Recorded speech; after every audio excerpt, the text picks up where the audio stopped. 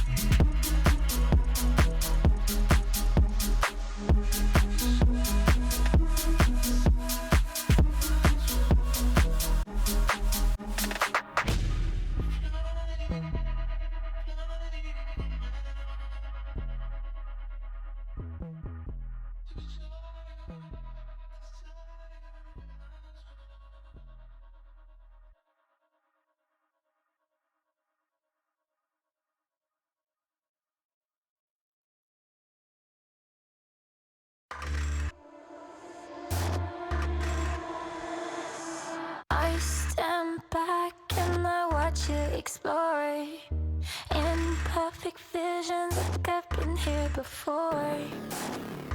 Falling faster, I try to ignore. I see you, I see you.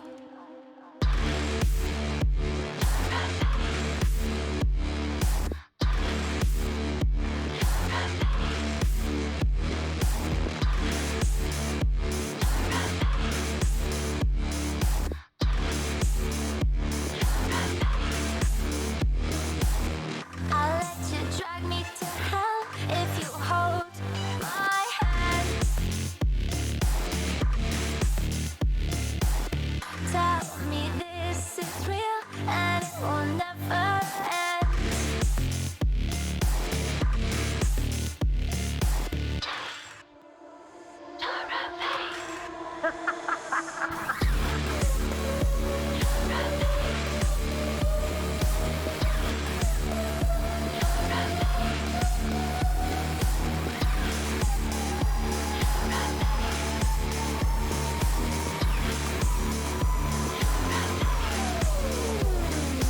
This is not what I came here to find.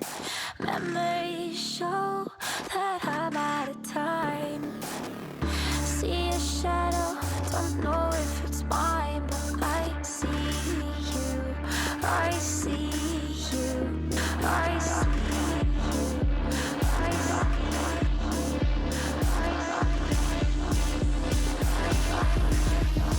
you.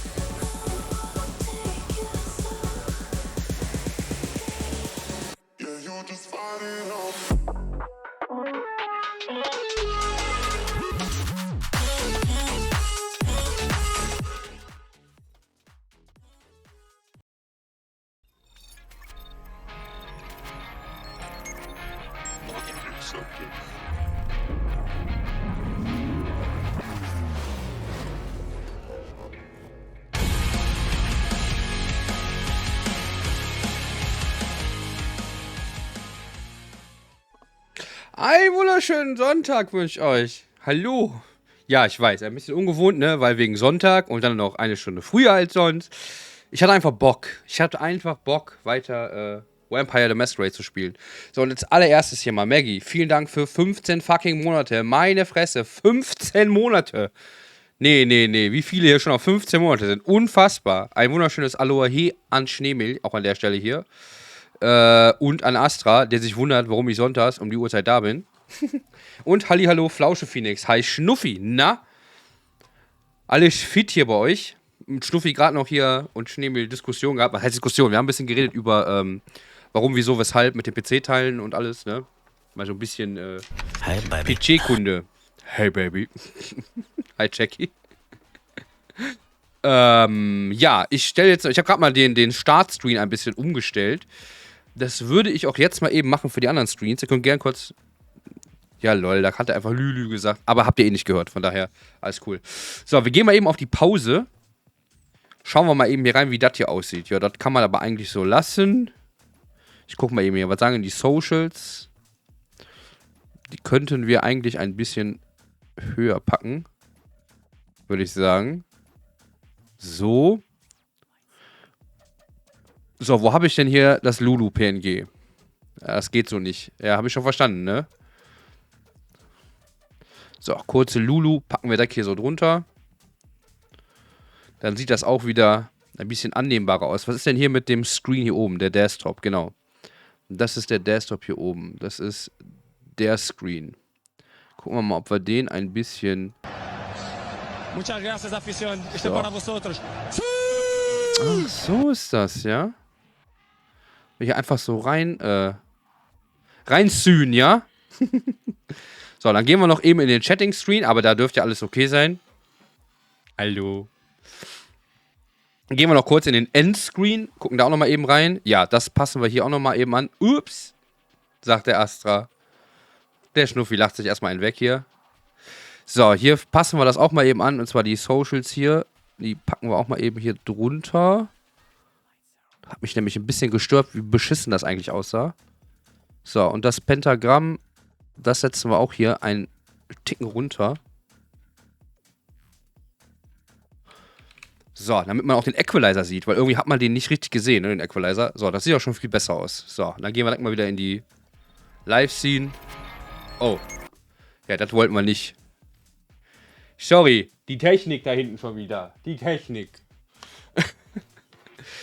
So, ich mache mal die Mucke jetzt hier aus. So, die lassen wir aus und ich mache euch jetzt den Desktop-Sound an. So, wir machen natürlich wieder währenddessen, da lacht er, hier wieder die ganzen Alerts aus. Für mich und für euch. Denn ich erschrecke mich sonst nur, aber ich lasse das für mich einfach mal an. Die lassen wir erstmal aus. Und uns hier voll und ganz aufs Game konzentrieren. So, dann würde ich nicht lange schnacken. Wir machen auf Fortfahren. Ich glaube, wir waren mit Galeb dran. Und Galeb war, Galeb war hier am, ich weiß gar nicht, was wir damit gemacht haben. Müssen wir eben gucken. Ich weiß, dass ich in den Raum gegangen bin, genau, um hier zu warten. Und wir waren mit ihm dran, weiter Informationen zu beschaffen. Und das werden wir jetzt auch weiterhin tun. Hier ganz schön fein im Anzug. So, aber Vampirsinne sind noch an. Mal kurz gucken, was war überhaupt hier. Ich habe meine Tastatur heute sauber gemacht. Hab schon 10.040 Bits gecheert. Ja, krass, ne? So viele schon. Kann ja mal eben gucken, wer hier generell. Wir haben hier Fluox mit 25 gegifteten Subs auf Platz 1. Auf Platz 2 Xitos mit 21. Bella mit 17. Bahamas mit 14. Putins Dollar mit 5. Mini-Mimi mit 3. Danny, ne, vom RP auch mit 3. Kringel schon mit 2. Der Unknown-User auch mit 2. Und Maggie hat auch schon 2 auf dem 10. Dann haben wir hier die ewigen Top-Cheerer von Bits. Kringel ungeschlagen auf Platz 1 mit 21.037 Bits. Fluox auf Platz 2 mit 15.890 Bits. Bella mit 5.645 Bits. Yontibull mit 4.400. Maggie schon mit 2.300. Daniel mit 1.300. Schnuffi mit 1.040. Xitos mit 1.000. Der Gino mit 910 und der Jackie mit 600. Ist schon krass, was hier alles schon gecheert worden ist und an Abos aus dem Fenster geworfen worden ist hier zu mir. Das ist schon krass. Vielen, vielen Dank auf jeden Fall nochmal an der Stelle. Hier so ein dickes, fettes Liebe nochmal. Hört ihr jetzt nicht, aber vielen, vielen Dank. So, und dann, was hat denn hier? Du hast dich, achso. Machen wir einfach mal ganz stickum weiter hier und gucken nochmal nach unseren Aufgaben. Sicheres Gebiet. Genau, wir müssen noch Berichte sammeln über Hilda McAndrews und Dr. Richard Dunham. Über die beiden brauchen wir noch diese Berichte. Dann gucken wir mal. Der ist schon wieder am Rennen hier. Ah ja, das war dieser riesengroße Komplex hier. Ich erinnere mich. Genau, da waren wir doch hier in dem Komplex drin. Dann gab es nämlich einmal, wo wir von hier aus reinkamen. Dann gucken wir uns hier erstmal um. Nochmal. Ich glaube, hier oben waren Büros. Bevor wir irgendwas vergessen haben, gehen wir nochmal gucken. Und ich darf nicht vergessen, ich muss mir unbedingt Sachen festhalten. Und zwar von den Fähigkeiten. Wir haben nämlich nicht mehr viel. Falls das nochmal wichtig wird. So, wir suchen noch Berichte. Jetzt müssen wir uns merken, wo wir lang gegangen sind. Hier spielt man Schach. Ich weiß gar nicht, ob hier noch irgendwas war. My sire always said that at a prince's court, like in a game of chess, you must know when to sacrifice your pawns. Ja, das meine ich auch. Waren wir hier schon? Ich glaube nicht. Daran könnte ich mich erinnern, wenn ich hier drin gewesen wäre.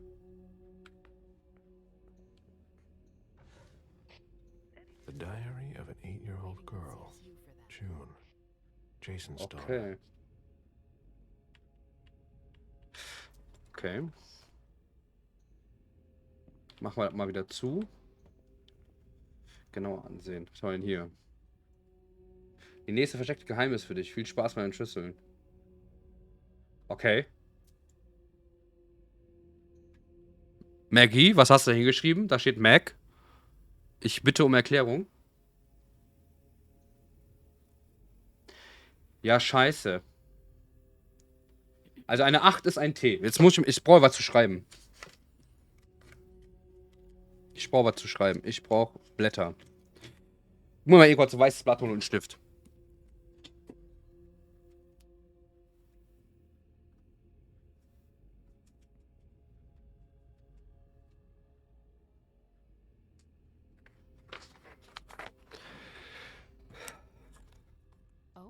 Riddle me this, sagst du. Ja, ja.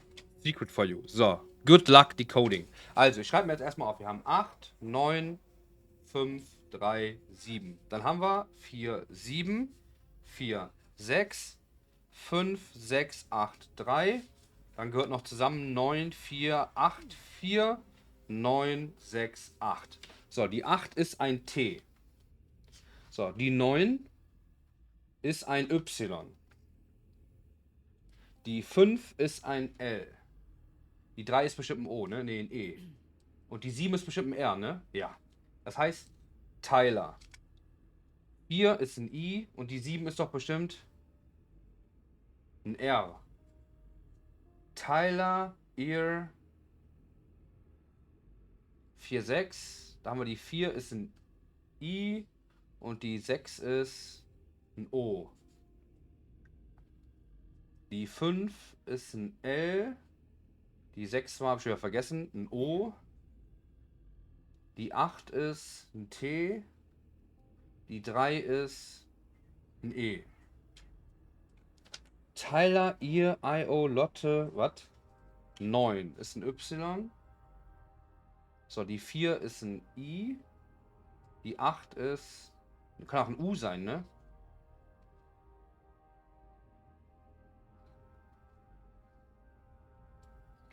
Da sind mehrere Sachen, die das sein können.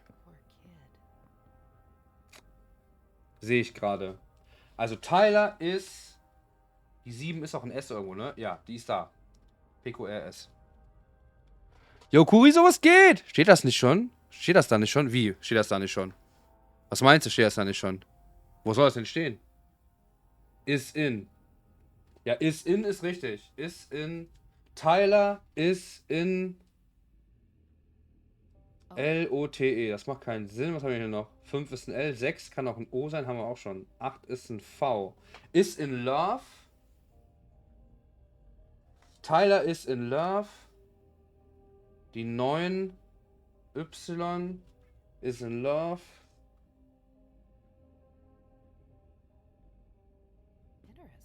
Is in love with you wahrscheinlich, oder? Würde ich behaupten. Die Noten. Die roten Kringel. Also ich würde sagen, Tyler is in love with you. Ist die 8 ein T, ne? Ja, 8 ist ein T, dann müsste die 4 auch irgendwo ein H sein. Ist die auch, ne?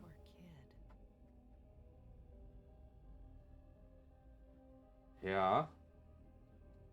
Und 9 ist ein Y. Und 6 ist bestimmt auch ein O, ne? Ja. Und 8 ist bestimmt auch ein U, hat man gerade auch irgendwo. Ja. Das heißt, Tyler is in love with you. Wer ist Tyler? Müsstest einfach nur von oben nach unten lesen. Stimmt.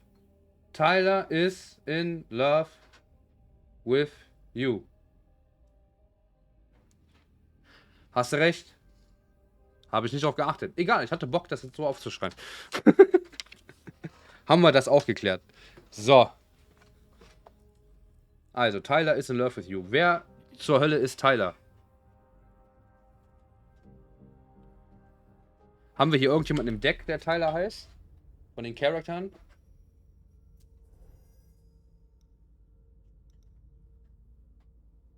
Habe ich irgendwas nicht mitgekriegt? Wer ist Tyler?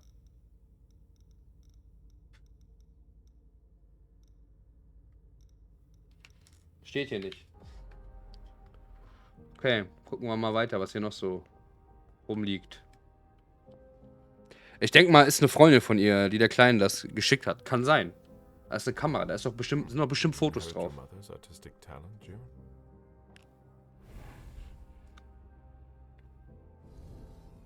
Did you inherit your mother's artistic talent, June? Ah, okay. Meint er, die hat was geerbt, ja, von der Mutter. Talent.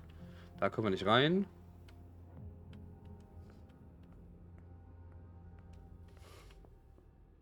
Halt so kleine Mädchen, Best Buddies, ja, glaube ich auch. Das ist ja die Tochter von dem, der getötet worden ist, der geköpft unten liegt. Der Kopf ist ja auch nicht. Guck mal hier. Drums und sowas. Eine Gitarre steht hier noch rum. June. Ach, guck mal, hier ist es auch nochmal erklärt mit den Zahlen. Interessant. Klamotten, Fotos.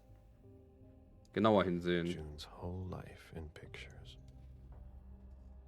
Jason and June, probably on a beach in Costa Rica.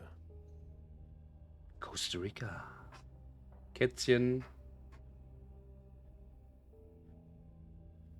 Kürbis. June celebrating her 4th birthday. Okay. Eine Gitarre, glaube ich, steht auf Musik, würde ich behaupten. Das Spiel ist im Gegensatz zu dir sehr leise. Echt? Muss man eben gucken.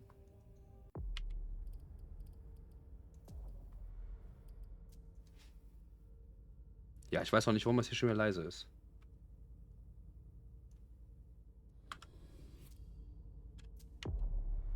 So. Wie sieht's jetzt aus? Besser? June dressed up for Halloween. Besser? Müsste jetzt, glaube ich, besser sein, oder? Ich gehe nochmal hier drauf. Probably on a beach in Costa Rica. Kaum. Okay, warte. Ich habe doch hier bestimmte Stimmen.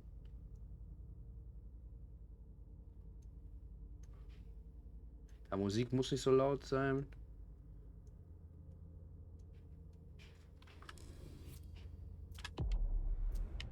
Jason and June, probably on a beach in Costa Rica. Ich halte einfach ein bisschen mehr die Klappe.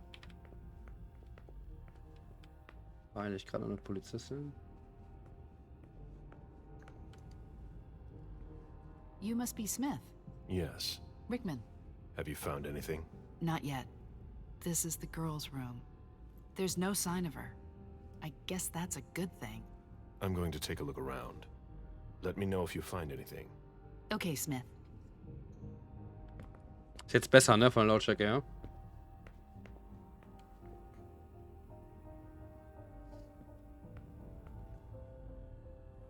Poor kid.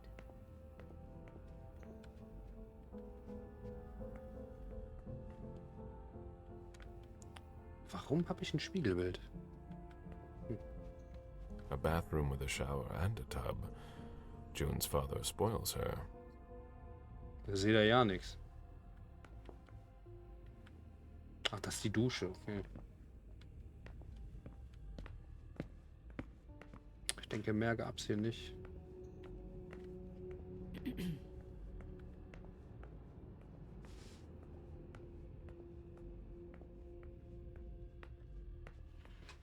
Easy erklärt. Waren diese Funken die ganze Zeit da? Ja, das ist mein Sinn. Spinnensinn wollte ich gerade schon sagen. Mein Vampirsinn. We're waiting for the forensics. Empfindlich gegen Silber. Ja, das weiß ich. Spiegel wurden früher mit Silber hergestellt, ja. Okay, deswegen wahrscheinlich. Sieht man die jetzt, aber früher nicht. So, also darum waren wir schon. Machen wir nochmal hier. Wenn wir irgendwas vergessen haben. Ein Schlafzimmer von der Mutter. Poems in Lydia's mother tongue. Okay. Tasche kann ich nicht reingucken. Hier sind Klamotten, Schränke. Badezimmer. Mein Gott, wie sieht das denn hier aus? Doch, das war dieser geile Spiegel. Genau, ich erinnere mich. Handtücher. Können wir mal duschen gehen. Das hat man, glaube ich, auch schon. Wieder mal random unnützes Wissen verarbeitet. Tja, so geht das. So muss das. So, dann haben wir jetzt hier alles auf der Seite. Dann gehen wir mal rüber auf die andere Seite. Da war ich auch schon. Ansonsten gehen wir gleich nach unten und gucken da mal weiter. Wir brauchen immer noch 2 Akten. Ah. Hier war ich schon. Da habe ich ja mit der Tusi geredet. Aber hier weiß ich nicht, ob ich hier schon war. Genau, hier bin ich runtergegangen. Wo ich gespeichert habe. Genau, dann ging es ja hier raus und hier ging es dann weiter. Da habe ich gespeichert. Dann ist da noch ein Aufzug. Gucken wir mal, wo der hinführt nochmal. Die Random Mac Facts. Quasi.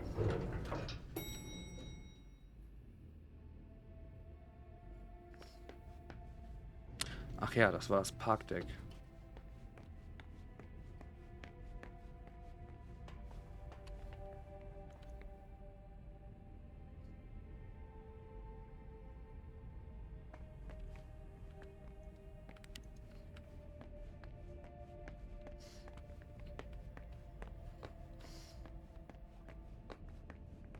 Das ist der Aufzug.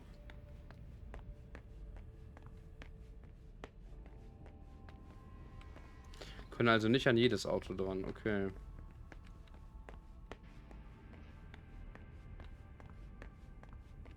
Habe ich jetzt mal, glaube ich, gar nicht geguckt, ob ich an jedes Auto dran kann.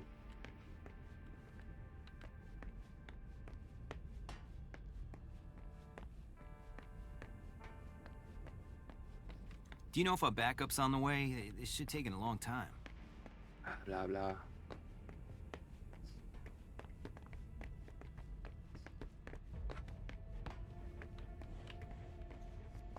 Willst du denn? Mach dich mal weg.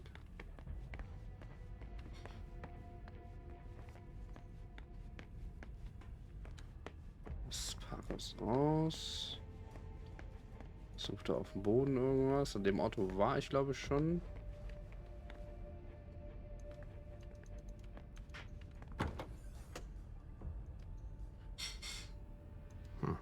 There's nothing in it.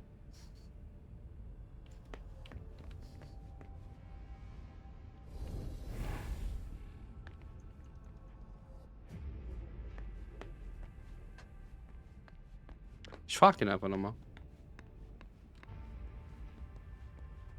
Vielleicht hat er ja noch irgendwas, was er mir sagen möchte. Did you want something else? Hey, what kind of cooks have you got in your trunk? Oh, I see you found my little treats. I haven't got much there. There have been a lot of orders lately. I must still have some of that rust elixir left. Rostelixier. That'll be all for now. At your service, Mr. Bazori. Der ist mir ein bisschen zuwider, der Typ, irgendwie. Wo hatte ich denn das letzte Mal die Schlüssel her? Das ist ein bisschen komisch, der Typ. Gut, also hier unten war jetzt nichts mehr. Wir hatten alles hier durchgesucht. Muss ja oben irgendwo noch Akten sein. Wir gehen jetzt nochmal in den Raum, wo alles angefangen hat und gucken da nochmal genau hin. Da ist der Aufzug.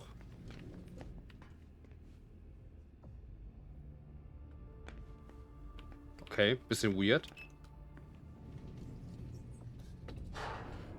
Ja, der Spiegel ist ein bisschen weird.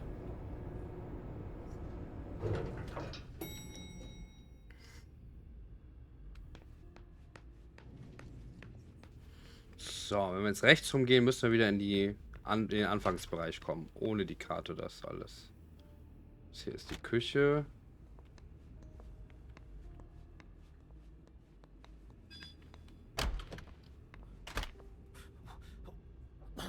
Der ist immer noch am Kotzen ohne Ende. Denn ich glaube, wir waren hier unten noch nicht überall. Da fehlt ein Schwert. So. Lass mich doch mal hier. Das ist der Anfang. Hier komme ich dann rein. Alles klar.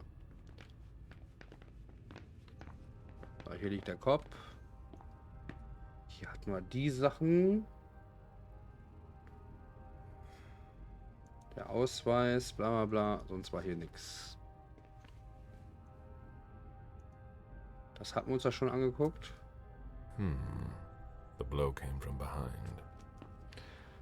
Genau, der Schlag kam von hinten. Hier hatten wir ja auch schon etwas. The flesh is burnt around the bullet hole, over a wide area. He was shot at point-blank range, no doubt about it. A signet ring with a beaver on it. More went to MIT. It looks like the ring I saw in the painting. Genau. Weg hier. Boston, das ist dann hier Notizbuch. Artikel, schön. Klar, haben wir da schon mal die Abfolge. Ich habe so das dumme Gefühl, das Schwert ist hier irgendwo. My ship ended up at the bottom of the sea as well, like my other lives.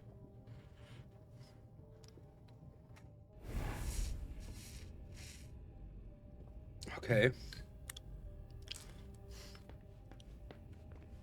Hier liegt Blut.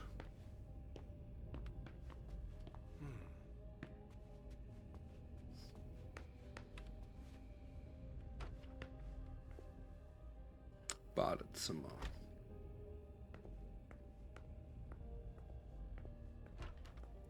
Nichts Interessantes hier. Da gehen wir so durch dieses komische Ding da.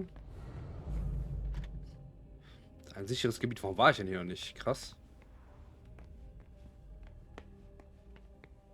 Falls ich mal was essen muss, gebe ich das hier.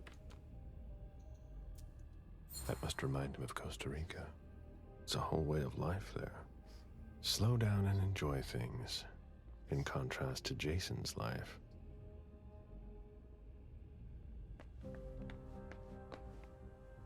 Okay. Ganzer Raum nur mit Pflanzen.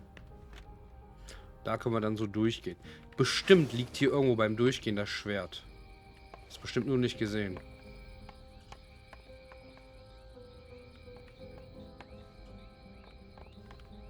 Genau, hier war das von der Kleinen.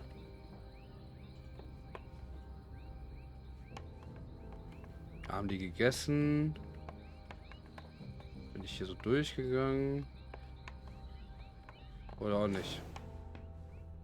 Da ist der Zeuge. Da sind die Schwerter. Das ist der Eingang. Da sind wir gerade lang gegangen. Bin mir nicht sicher, ob wir hier schon waren. Das ist der Essensbereich. Genau, da war der ganze Zeit am Kotzen. When I knew him, He took better care of himself. Ich nehme das Pflanzenzimmer, habe ich mir gedacht. There are bloody prints on these bags.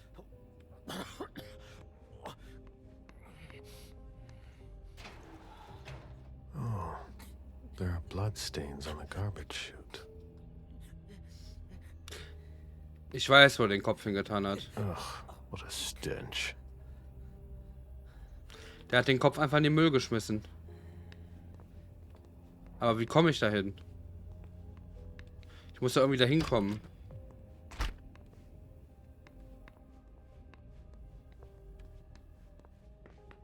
Zu diesen Mülldingen. Das ist ja eher im Keller, ne? Oder draußen. Da ist der Zeuge.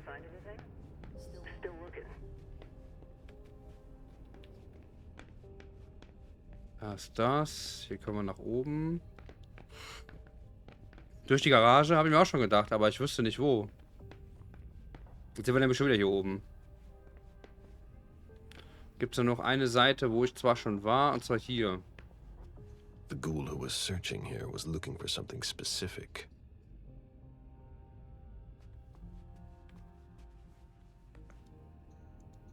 Ugh, what a mess. A fortress security catalog. They install highly secure rooms.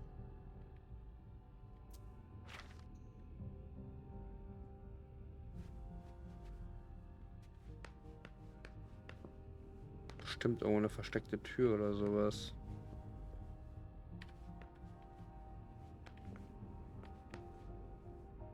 Weil mir fehlen ja immer noch Akten, die müssen ja noch irgendwo sein.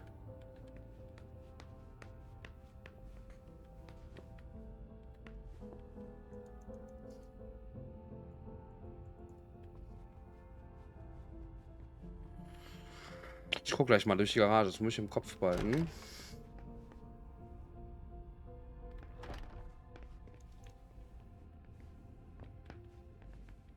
Portfolios of old shares. A Boston manufacturer's files. Deeds, stock portfolios. Moore doesn't just manage the Camaria's business. The mayor's deeds. Es ging um irgendwas mit Besitz.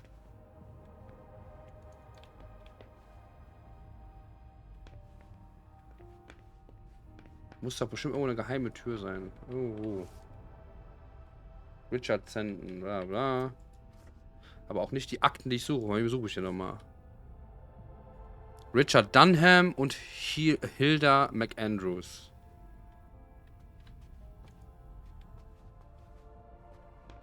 A souvenir from the Hong Kong Stock Exchange. Da ist aber nichts mehr drin.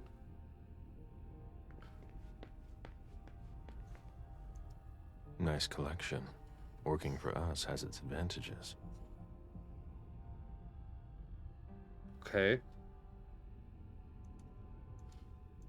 Oh, 69er Rating, ja.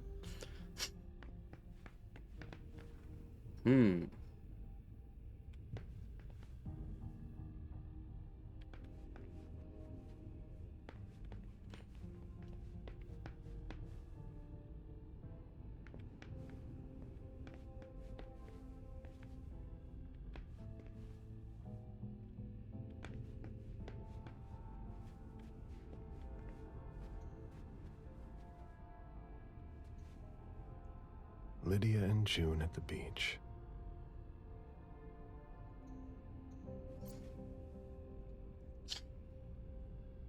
Ja, das benötige Aktiengefahr für Vorbereitungsfixie. Ja. Geschadert für Reise von Boston nach Hongkong.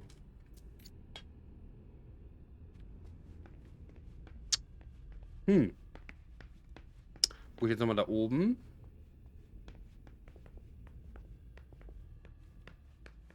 Genau, hier lief ja irgendjemand rum. I should put some money on that.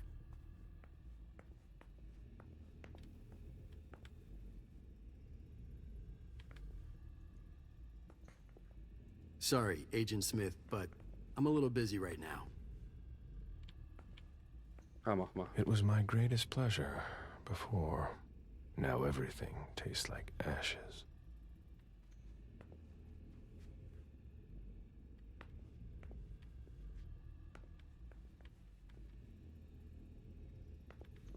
Live stock prices.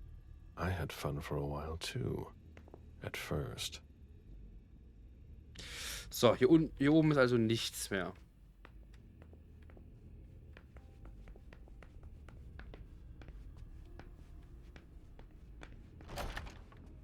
So. Haben wir das ja auch schon mal abgehakt.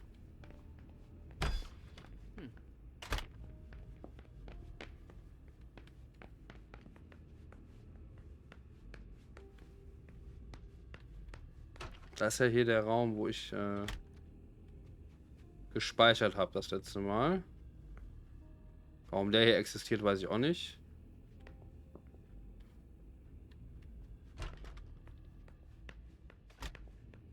Gehen wir nochmal in die Garage und gucken wir mal, ob wir irgendwo den Müll finden. Denn da scheint ja der Kopf drin zu sein. Gehe ich von aus. Weil die Blutspur jetzt in dem Müllschacht, Blutspuren an einem Müllbeutel, also hat ihn irgendeiner in einen Müllbeutel gepackt und da reingeschmissen.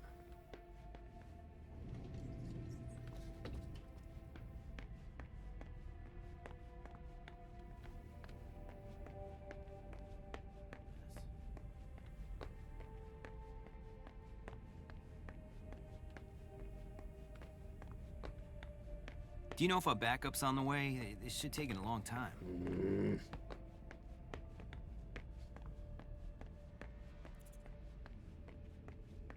Also hier raus komme ich nicht.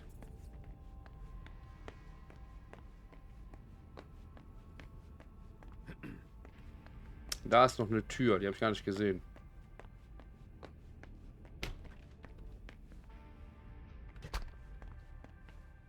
Ey, die Tür habe ich die ganze Zeit übersehen. Das kann nicht wahr sein. Ah, guck mal hier.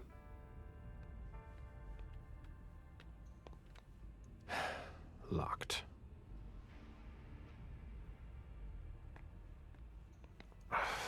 No. That's impossible.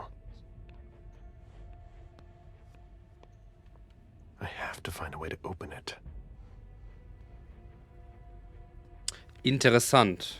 Jo, Akito, was geht? Naheliegend. Schauen wir mal. Irgendwo muss es hier einen Weg geben, das zu öffnen.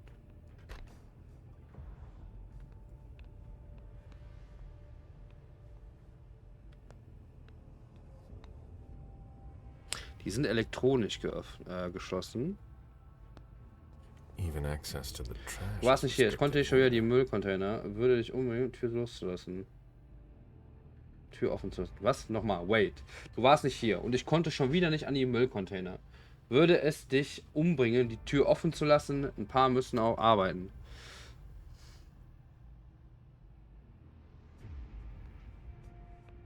Das heißt... Brüderchen. Nach dem ganzen Stress mit meinem PC ganz gut. Oh. So Stress mit deinem PC, ja? So, hier kannst du auch nicht raus. Wir gucken lieber nochmal alles hier nach.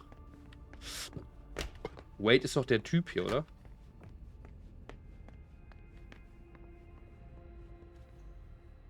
Did you want something else?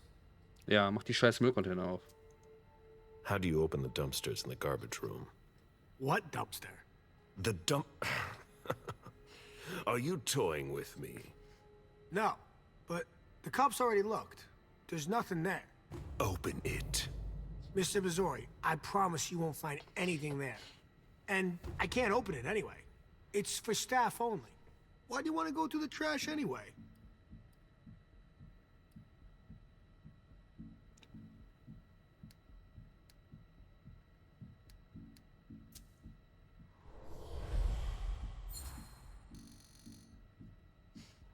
You sure you want to piss me off, Wyatt? No, no, no. Of course not, Mr. Missouri.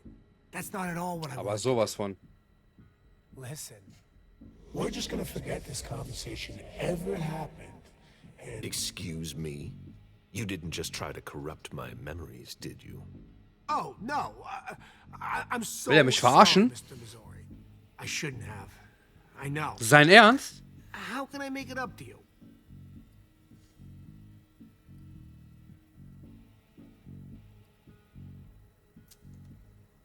Before I get really angry, do you want to tell me Was ein what the Schmierlappen, aber hell's going sowas, on? ey. I'm scared, Mr. Missouri. Ja, Scared besser of ist das. What you're gonna think when you see what I've been doing in there. I didn't mean any disrespect. You're not doing a very good job. Get a grip, man.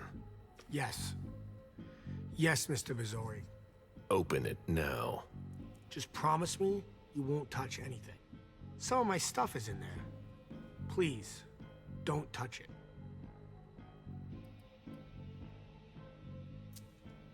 I've been sent by the Prince of Boston. Do you really think I owe you anything? That's not what I meant. You talk too much. Open the door. Right away. All right, it's open. So, ich lese mal eben, was hier steht. Das ist ein langer Text. Kurzfassung. BIOS geflasht. BIOS wollte Windows nicht starten. M-Flash wollte nicht starten, weil Cache voll war, denke ich mal. BIOS. Ich dann BIOS per Batterie resettet und konnte dann eine andere Flash draufladen. Jetzt läuft auch Windows wieder. 4 Stunden verplempert. Ja, manchmal ist die bessere Lösung Wouldn't you rather tell me what No. you're hiding in there? Windows-Scheiße halt, ne? I cook a little. A guy's gotta survive. I don't have to tell you that. I don't make a whole Wenn lot jetzt of sich die money Klappe here. aufmachst, landest du im Müllcontainer, mein Freund. Oh, a little of everything. I've got all my stuff in there. And there's some pretty rare ingredients. Rare. Yeah. And kinda illegal, too. Such as? In some recipes, well, I use vials of kindred's blood, for instance. Whose blood? Well, it depends on what I can find. Okay, but what have you got right now, exactly? If I tell you, can it stay just between us? You're not fucking going to start again. Okay. Okay, Der will mich doch I verarschen. managed to obtain some of Quentin King's blood. But of course, this guy's the perfect patsy. I almost pity him. King answered the beckoning at the same time as the rest of the city's elders. It can't be his blood. One more thing, boss. Don't call me that. I hope we'll meet again, Mr. Missouri. Kleinen Moment mal eben. Man kann auf Pause machen. Ganz kleinen Moment.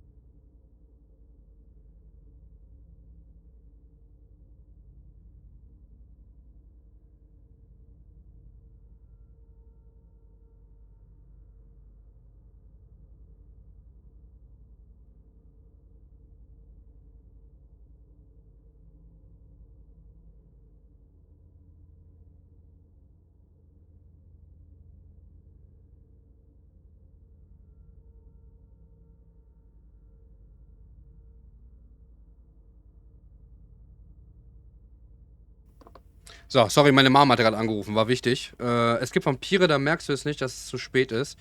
Der Dude strahlt schon so was Ekelhaftes aus, dass ich Straßenseite wechseln will. Ja, klar, so ein bisschen, ne? So, und wehe, der macht jetzt nicht diese Kack-Mülltonnen auf. Dann klatsche ich dem so hart eine.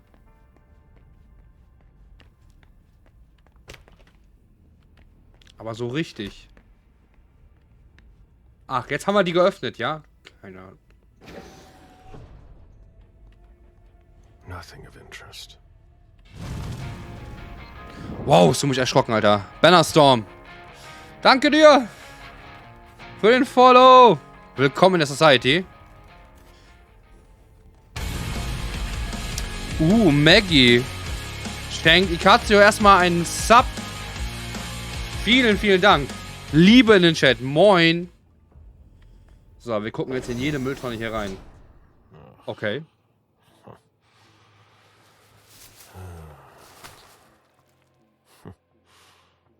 Oh. Ich wusste es. I wasn't expecting to see you here. Woo.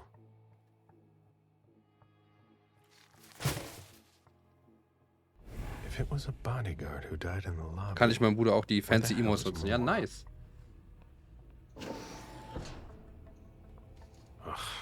Packaging to be recycled. Ja, den interessanten mache ich gleich zum Schluss auf. Nothing of interest. Ja, ja, gleich.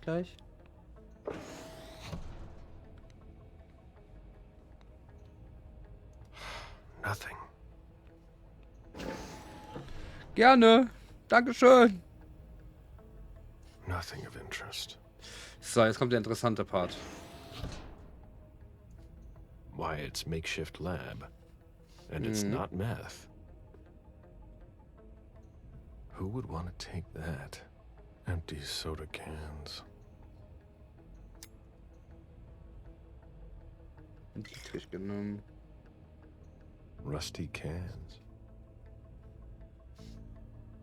A shoe with worn out leather. I wonder what he's cooking with that garbage. Old chicken feet. Hühnerfüße. Schon ein bisschen pervers, ja. Who would want to take that? Empty soda cans. Sonst nichts mehr aus. Okay. Also ich habe gedacht, da wäre ein bisschen mehr drin gewesen. Aber wir haben den Kopf gefunden.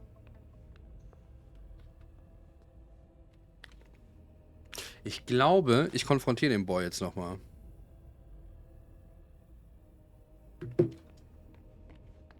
Kann nicht wahr sein, dass er wegen dem Scheiß da so einen Aufstand macht und mir hier auf den Sack geht. Ich weiß.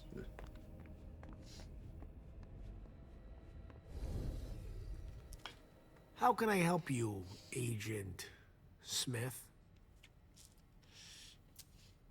So, what's it like to be a thin blood? You're curious, aren't you? Usually, you hunt us down without asking any questions. There are rules, Wyatt. Yeah, but I never asked to be this way. If you look at it that way, I'm innocent. If Ich that glaube, so means innocent anything bist du to gar you. nicht. Like I said, there are rules. If we don't follow them, there will be chaos. But it's unfair. That's the Camarilla for you. You could have gone to the Anarchs if you didn't like our rules. Or we can change things from the inside. We're eternal. We don't know how to change. We were hunted under Quentin King. Look at us now. Things are already starting to change.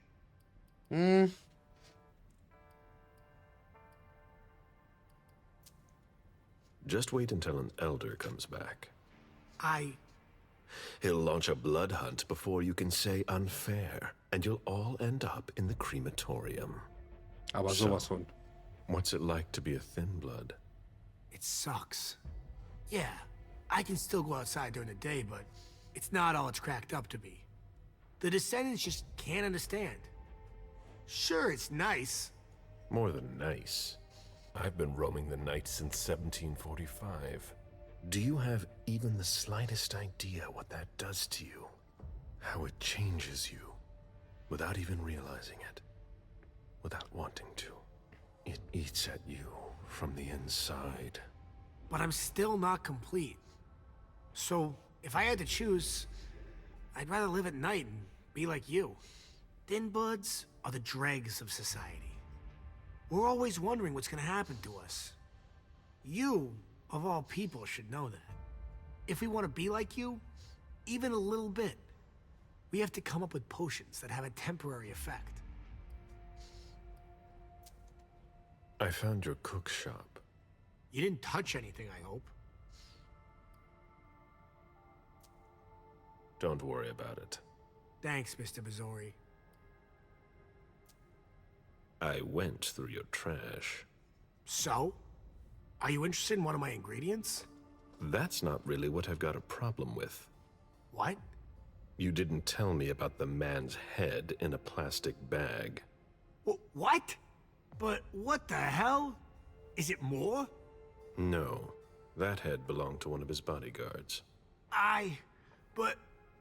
It wasn't me, Mr. Missouri, I swear. I don't know anything about it. Der lügt. Der lügt einfach. Ich kann nicht. Das ist so eine Kotze. Ich kann das nicht gewinnen.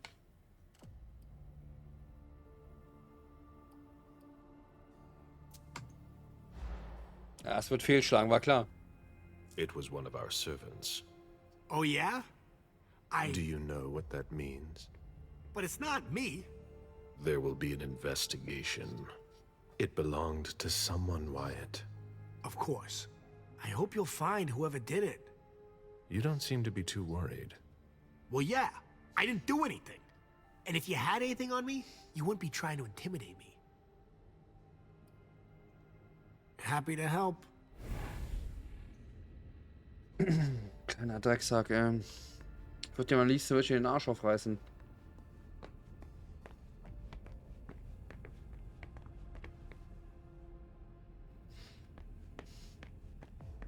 Ist schon seltsam, was da Blut dran ist.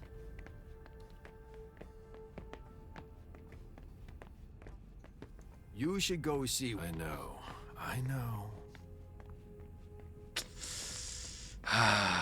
Happy to help. Ach, halt's Maul. Ja. Richtig, genau das habe ich mir auch gedacht. Ich brauche immer noch Informationen, Berichte über die Erstgeborenen. Aber wo ist denn da? Ist jemand krank? Do you know if a backup's on the way? It should take a long time.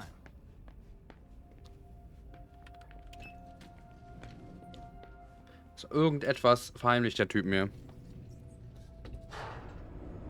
Da stimmt irgendwas nicht. Ist ein bisschen zu seltsam. Und ich habe nichts mehr übrig, um Druck zu machen. So ein Käse. So, hier ist der Aufzug. Das heißt, da gehe ich dann rechts rum, komme ich wieder ins Hauptfoyer. Denk an deinen Durst. Ja, der ist doch leer. Das wird schlimm, wenn er voll ist.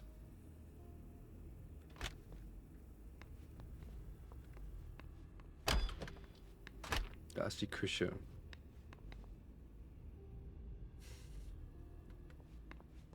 Aktuell habe ich keinen Durst. Oh, there are bloodstains on the garbage. Naja, das habe ich schon gefunden. Aber komisch, dass die das nicht gefunden haben. Die Polizisten. Kann ich mit dem hier reden? Nee. Kein Bock zu reden. Alles klar. Das Schwert zu finden wäre halt nice. Ich habe hier irgendwas, muss ich hier übersehen haben. Schönes Bild. Da, hier ist das. Eingangshalle mit den Schwerten. One of the weapons is missing. Richtig. Und die fehlt, One of the weapons is missing.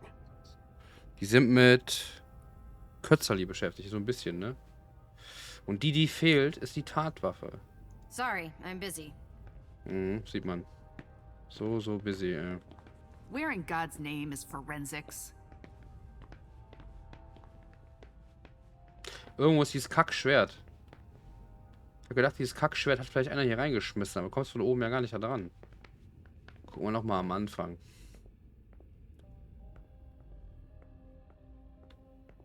The victim lost a lot of blood.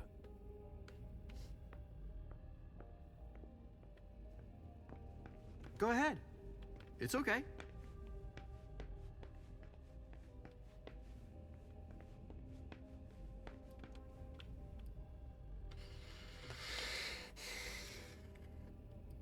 Mir fehlen noch I've 2 still got work to Akten. do.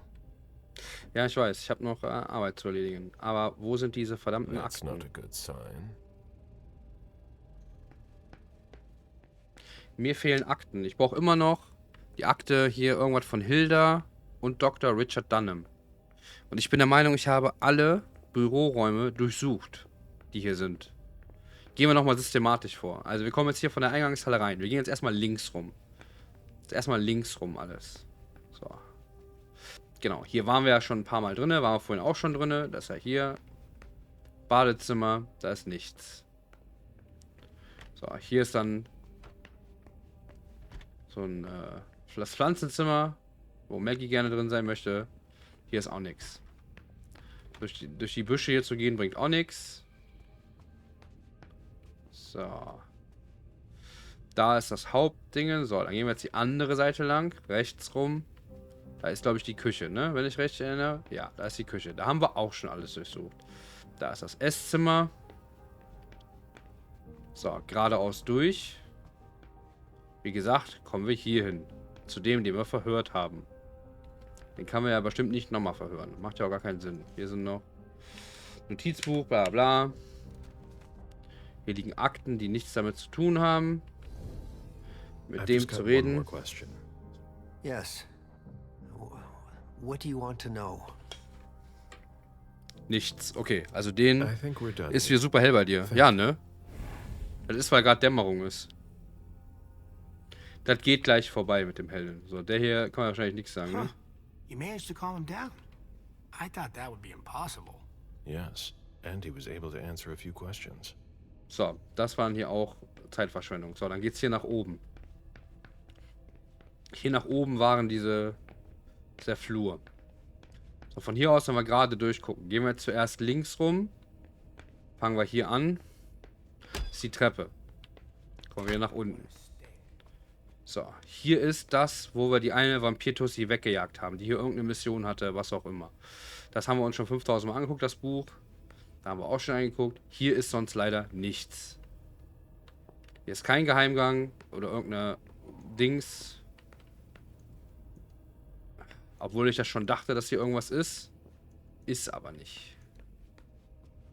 So, dann gehen wir da links jetzt rein. Okay, dachte, ich sag Bescheid, weil du ja die Tage gewundert hattest. Achso, ja, ist gut. So, hier ist das Büro, was alles durchsucht worden ist. Da haben wir gerade auch schon gesucht. Und ich habe gedacht, hier wäre eigentlich auch irgendwie was Geheimes. Das hat zumindest einen Anschein hier so gemacht. Aber ich wüsste hier auch nicht, wo. Hinter dem Bild wäre noch eine Möglichkeit gewesen.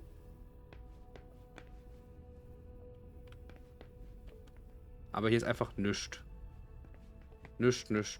Da geht es gleich noch nach oben. Da steht ja auch jemand. So, hier hat irgendjemand gesucht. Haben wir auch schon alles durchgeguckt. Hier ist noch eine Tür. Die habe ich ja ein bisschen gefressen. Die Tür können wir nicht rein. Hier waren noch ein paar Akten. Acquisition of Lot 87. Dejan Siaka. A trumpet belonging to Don Ellis. Und hier ist auch nichts mehr. Keine Akten, die wir durchgucken können. Gar nichts. Ist einfach nichts. So, dann geht es hier nochmal einen Schritt höher. Da ist ja dann auch irgendein Polizist. Mit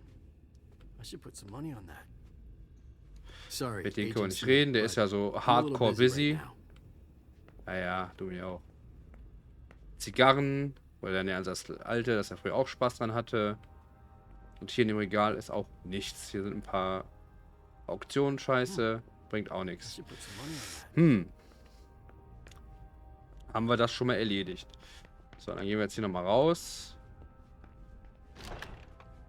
Dann gehen wir auf die andere Seite. Da geht's runter der Treppe. So, auf der anderen Seite haben wir dann hier. Gehen wir jetzt nochmal hin. So, hier ist einfach nichts. Hier stehen ein paar Gläser rum. Und dann kommen wir hier in den Raum rein. Das Zeichentablet, das haben wir uns auch schon mal angeguckt. The blueprints of a house on the west coast of Costa Rica. Genau, Blueprints von einem Haus. PC ist aus. Hier ist nichts. Hier liegt ein Handy. Das hatten wir uns ja schon durchgeguckt.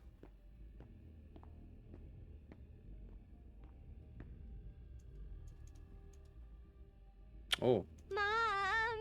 Dad gave me a phone this morning for the first day of school. He surprised me and I'm coming to see you tonight. Don't tell Abuelita, it'll be a surprise to her. And Dad's coming too. I can't wait to get there. XOXOXOXO.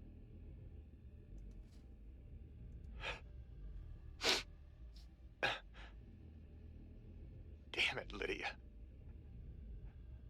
I can't do it without you. Hi, Kringel. If you could just see June. I can't tell anyone.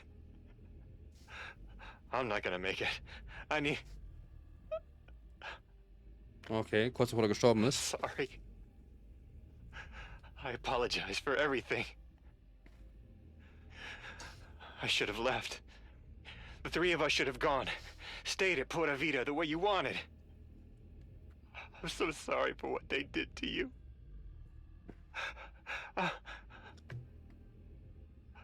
I'll always love you, Lydia. Forgive me.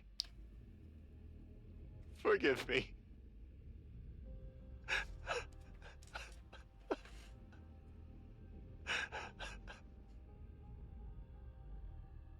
Okay.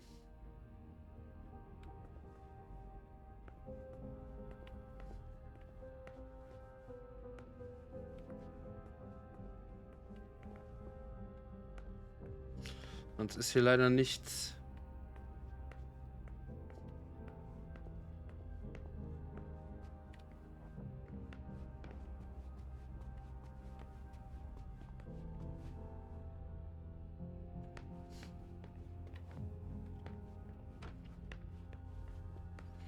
Das ist noch dieses Zimmer von Lydia. Von der Kleinen, von der June.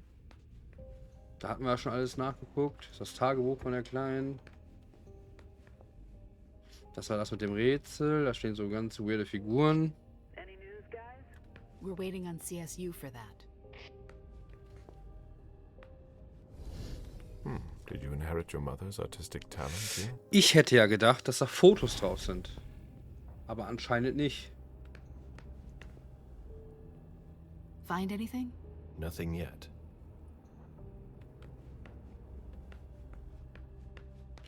Drums. Stifte. Ja, ist im Zimmer von der Kleinen denke ich nicht, dass hier irgendwas ist.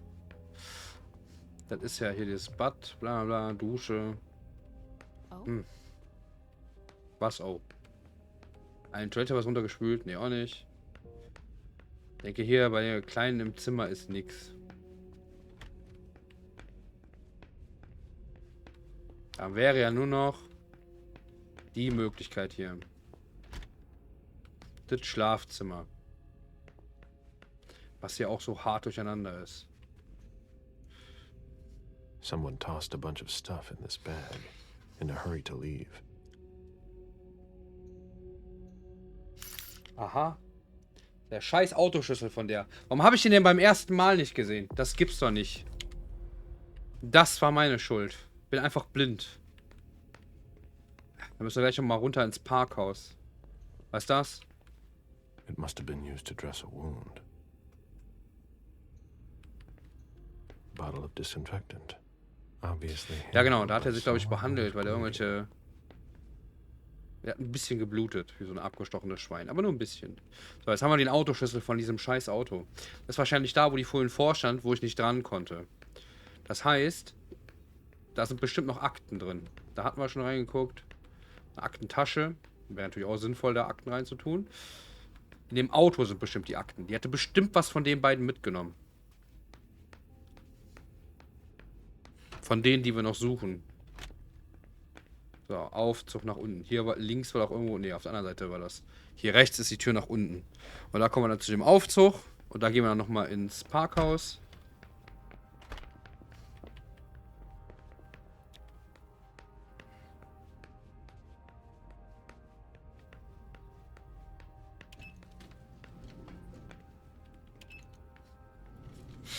Der eine Typ ist mir trotzdem, dieser White ist mir trotzdem nicht ganz geheuer. Irgendwie. Der ist ein bisschen strange, der Typ. So, jetzt können wir hier irgendein Auto öffnen, ne? Schauen wir mal welches.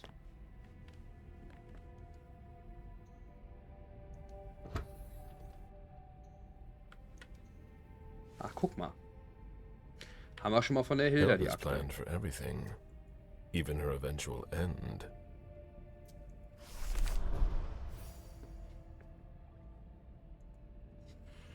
Wunderbar. So, nur noch eine Akte von diesem Dunham.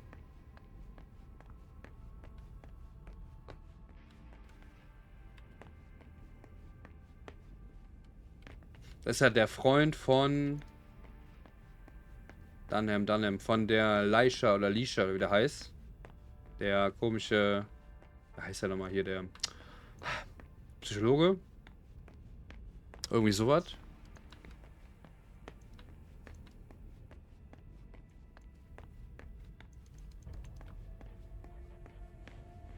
Konnte ich an dem anderen Auto nur da dran? Oder nicht noch woanders dran? Beifahrer. Da waren noch vorhin 2 Sachen, die ich öffnen konnte, oder nicht? Oder? Muss ich ja nochmal angucken.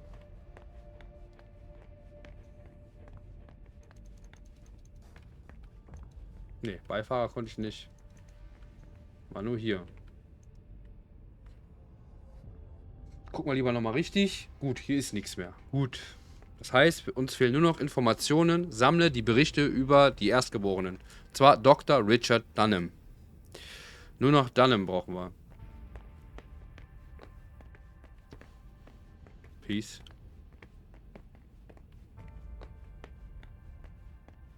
Das ist das Auto von dem Frollo hier. Glaube ich. Ne? Ja, das ist das Auto von dem Frollo. Von dem Frodo. Dieser Wade-Typ. Da ist nur Blut. Ne, das sind Ratten. Even starving, I wouldn't touch that. Er wird also lieber verhungern, ja? Hab ja auch aktuell keinen Hunger. Alles cool.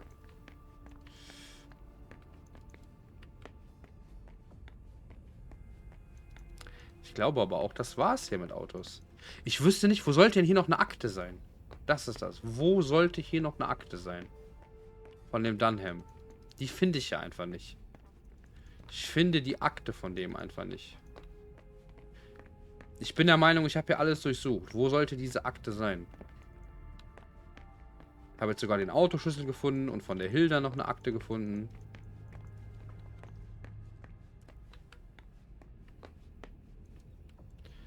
Da war jetzt schon ein paar Mal dran. Ich wüsste nicht, wo hier noch eine Akte ist.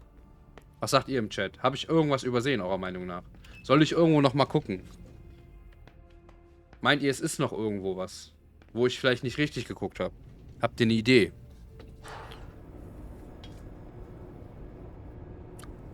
Habt ihr den Vorteil, dass ihr mir zuschaut. Ihr auch aufmerksam seid. Habe ich irgendwo was eurer Meinung nach übersehen? Soll ich irgendwo noch mal zur Sicherheit gucken? Ansonsten würde ich nämlich hier das Dings verlassen. Wet laundry. Mold. It's been here for several days.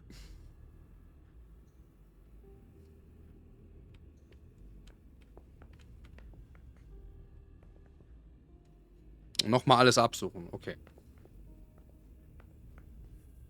Jede Türe, jeden Hinweis etc. Dann schauen wir nochmal. Hier ist nix, hier können wir wieder rausgehen. So, dann gehe ich jetzt von hier unten an wieder. Das hier ist Küche oder was auch immer. Badezimmer, ne, Küche, glaube ich, ne? Hinterraum, Küche. Fine vintages imported from Europe. Moore knew how to treat his guests.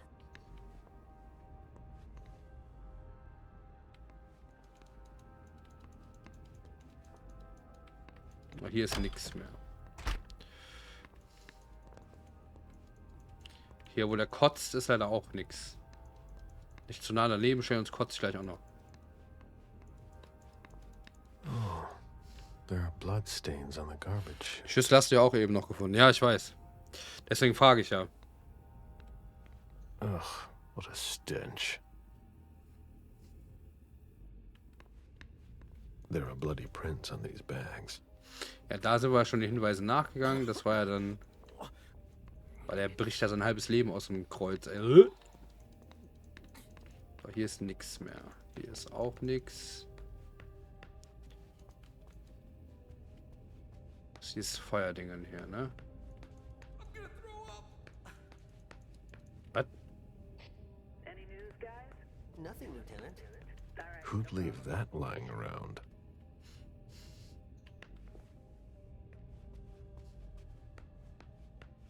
Mr. Pizza.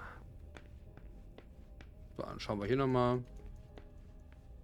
Ich glaube zwar nicht, dass hier nur Akten sind, aber okay. Das hatten wir uns ja schon mal angeguckt. Gucken wir nochmal. June, who looks more like Jason than Lydia. His MIT class ring. Der Ring, right where der you bei der came Leiche to ist. miss it. The same one I saw on the body. Lydia, radiant and beaming. Ja, der steht, glaube ich, auf die. One of the weapons is missing. Ja, ich gehe davon aus, dass eine der Waffe auch die Tatwaffe ist.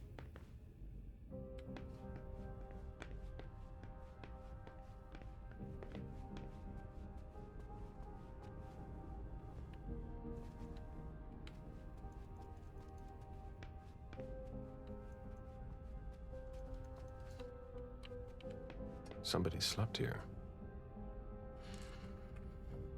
Jemand hat hier geschlafen. Wer hätte das gedacht?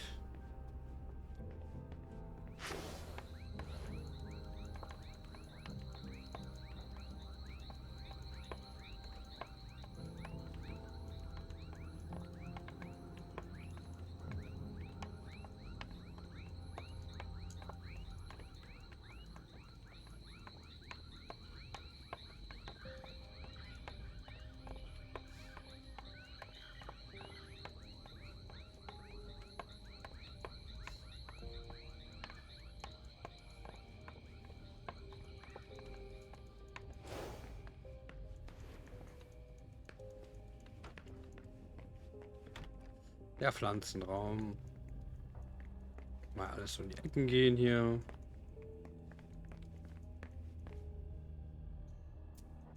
That must remind him of Costa Rica. It's a whole way of life there. Slow down. Ist eine and hübsche enjoy Frau, ja. things, in contrast to Untersuchen. Jason's life. That must remind him of Costa Rica. It's a whole way of life there. Slow down and enjoy things, in contrast to Jason's life. Mehr ist hier nicht mehr.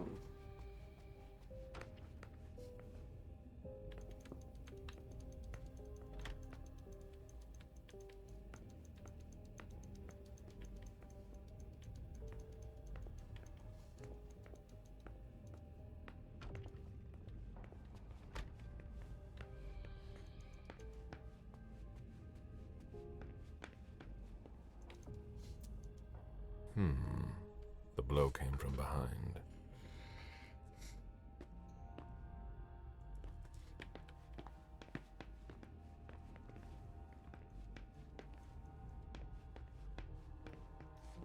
This sort of formal decor might impress Boston high society, but not me. Banane. Alles schon mal gesehen. Boring. Da ist die Küche schon wieder. Da Pflanzenraum. Da fehlt ein Schwert. Hier glotzt er sich eine weg.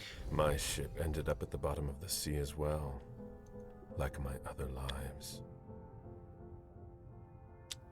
Schade. So, wenn wir jetzt hier durchgehen. Treppe nach oben. Moore's ambition could have made him one of our own. Instead, we made him our slave.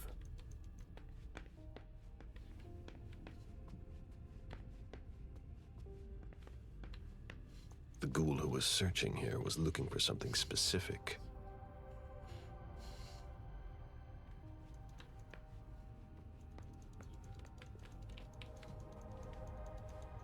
Ugh, what a mess.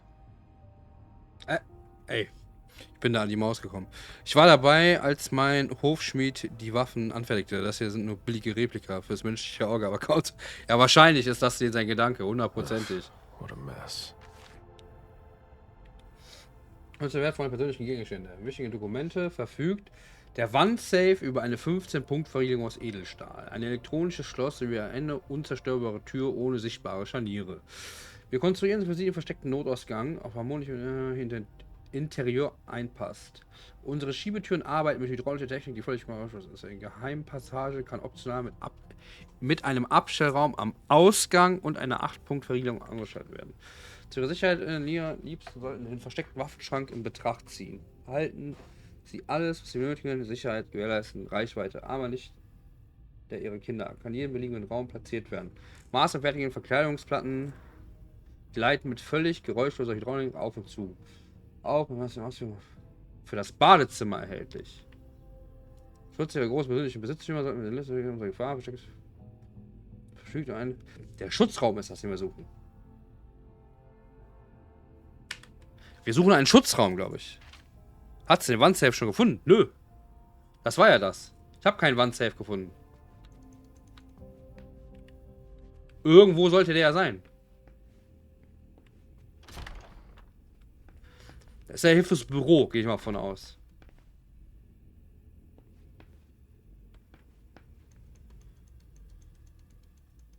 Portfolios of old shares. A Boston manufacturer's files.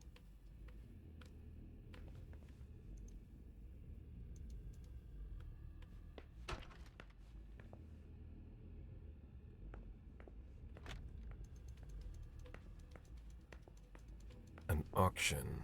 Acquisition of Lot 87. Bin mir aber nicht sicher, ob es ein Wandsafe ist oder ob es eine geheime Tür ist, wo dann ein Safe Room ist.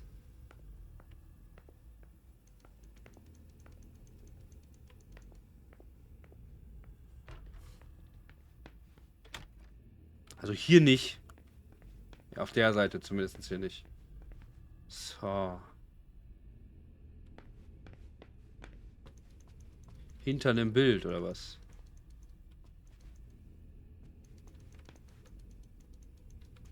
A souvenir from the Hong Kong Stock Exchange. Ich mache eh noch mal kurz die Cam aus. Auch nämlich noch mal nebenbei eine. Ich hoffe, es macht euch nichts. So, wir suchen ein Safe. Ich denke mal, das hier kannst du nicht wegschieben. Nice collection. Working for us has its advantages.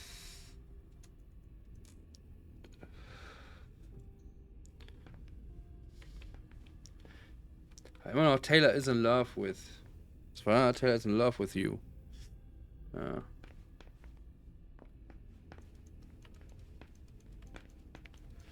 Ist ja immer noch irgendwo hier so ein Safe sein. Ich hatte ja eigentlich gedacht, hier so an so einem Bild oder so.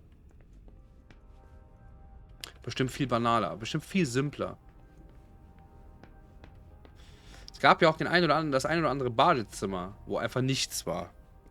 Immer diese Raucherkapper. Ich weiß nicht, was du meinst. Ja, aber das war ja von Kindern, denke. Nicht, dass es groß für die Story taugt. Was meinst du? Ach so. Das mit dem Lieben, ja. Also hier ist auch nichts. Hier in dem Bereich gehe ich auch... Ich meine, das hier sieht ein bisschen sus aus.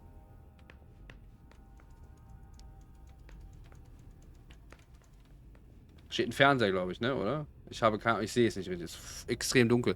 Ja, steht ein Fernseher. Krass. Also in meinem OBS sehe ich das besser, als ich das hier sehe. Auf meinem Bildschirm ist es einfach so fucking dunkel, da sehe ich einfach gar nichts. So, hier ist auch nichts. Wo du letztes Mal gespeichert hattest. Ja, stimmt. Da könnte ich gleich auch nochmal gucken. Da geht es wieder runter. Wir gucken jetzt hier nochmal durch. Irgendwo kann auch sein, dass hier irgendwo was versteckt ist. Okay, das hätte keinen Sinn gemacht. Hier an den Bildern macht das auch keinen Sinn. Schlafzimmer. Ja, immer noch die Klamotten hier. Ein Aktendings, womit ich nichts anfangen kann. Ja, hier auch nicht, weil dahinter ist ja gar kein Platz dafür.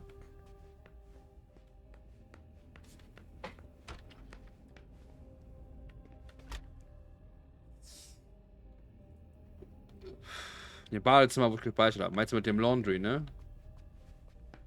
Hier, warte mal. Hier ist noch das mit dem Kinderzimmer. So, hier denke ich mal, ist auch kein versteckter Raum. Würde hier auch nicht wirklich Sinn machen.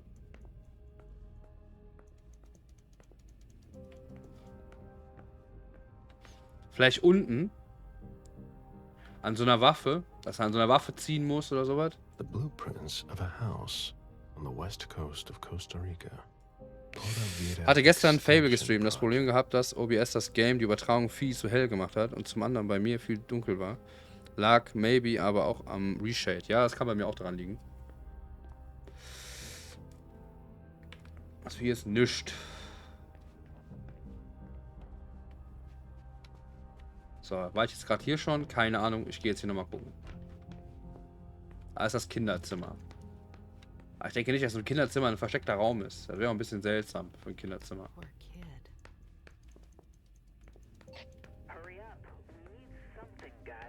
I'll finish here and I'm on my way. So. Also hier oben würde ich sagen, ist nichts mehr. Wir gehen jetzt nochmal runter.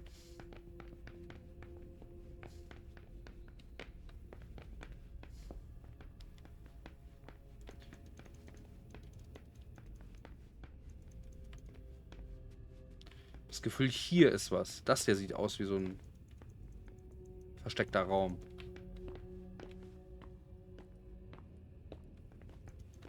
This sort of formal decor might impress Boston. Kinderzimmer wird schon Sinn machen, damit zumindest die Kinder sich verstecken können. Ja, aber so ein Panic Room, weißt du, der ist ja eigentlich woanders versteckt. So Panic Rooms, weißt du? Weißt du, wo ich noch nicht lang gegangen bin, ist hier oben. Hier war ich ja in dem Bereich auch noch nicht. Aber wenn die mit Hydraulik sind, ne? Guck mal, hier ist ein Fingerprint dran. Warum hat er das denn hier dran?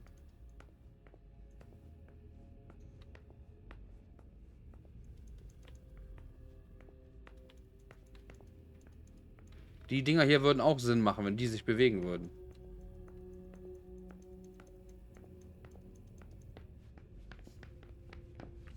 Sorry, Smith, but I've got work to do. Ja, ja. Busy, busy, hier.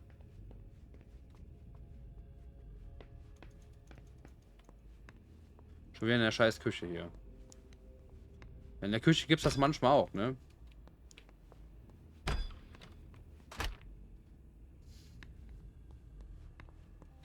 Wo ich gespeichert habe. Wo habe ich das letzte Mal? Ich habe hier irgendwo gespeichert, genau.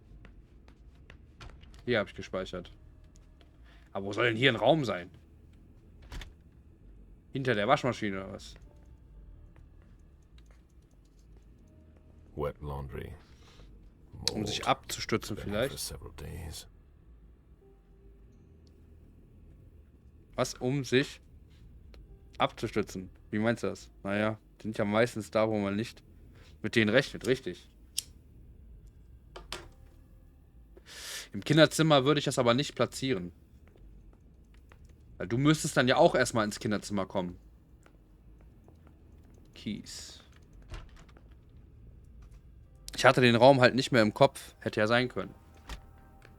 Macht auch Sinn, dass er hier irgendwo ist. An so einer Wand hier. In der Nähe vom Aufzug.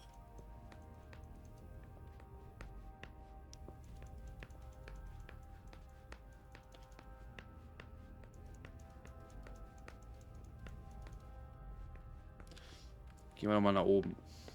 Ja, oben waren wir ja eigentlich schon, ne? Gucken wir erst nochmal hier unten. Der Raum, wo ich gespeichert habe. Die Küche wieder.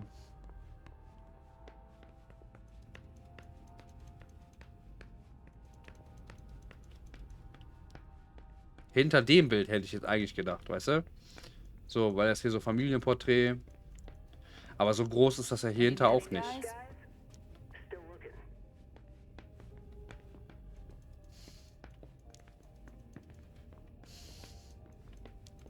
Hier, wie gesagt. Hier hätte ich gedacht, wäre das gewesen. So im Eingangsbereich. Sorry, I'm busy. Ja, ja. Ist immer busy, ne? Hm. Oder hier irgendwo. Am Aquarium in der Nähe. Das Aquarium nur Schein ist. Oder hier an dem Holzdingen. Oder in den Pflanzenraum. Dass hier durch so eine Tür geht. Da hier irgendwo was wegschiebst.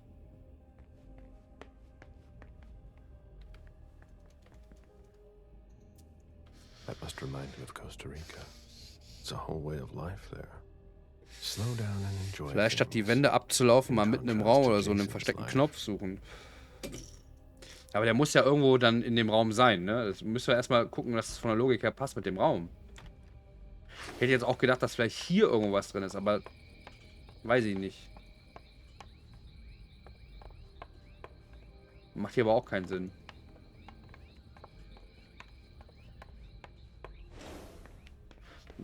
Vielleicht da, wo das Feuer ist. Im Esszimmer. Fuck, man.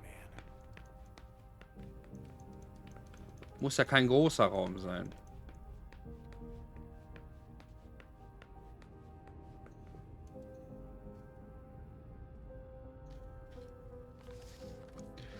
Tschüss Costa Rica, June, bla bla, im Notfall Poba wieder anrufen.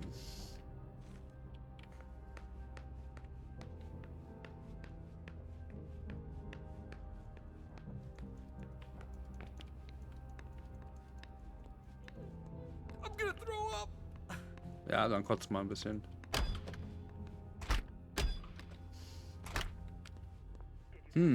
Panic Room. Macht aber Sinn, wenn die Schlafzimmer oben sind, dass der Panic Room oben ist, ne? Würde ich mal behaupten. So, hier an der Treppe irgendwo. Da kannst du ja gar nicht hin, oder? Ne, da ist nichts. Im Büro würde auch Sinn machen. Ja, habe ich auch schon gedacht. Ist das hier das Büro? Ne, ist die Treppe für nach unten. Hier ist das Büro. Ja, hier steht das ja auch, ne? Hier ist ja auch das Buch. So, und hier ist das tolle Büro. Ja, im Büro habe ich auch gedacht, dass das hier vielleicht irgendwo ist. Hier liegen noch Akten. Im Büro habe ich auch gedacht, so an einem Bild oder so. Oder dass du hier das dann irgend so ein Kunstwerk hier drinne. Souvenir from the Hong Kong Stock Exchange.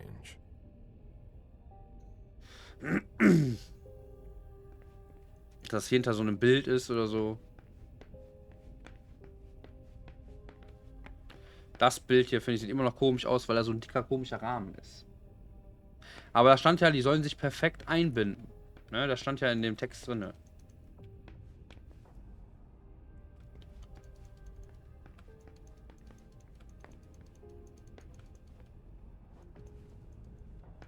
Irgendwo hier ein Knopf ist oder so.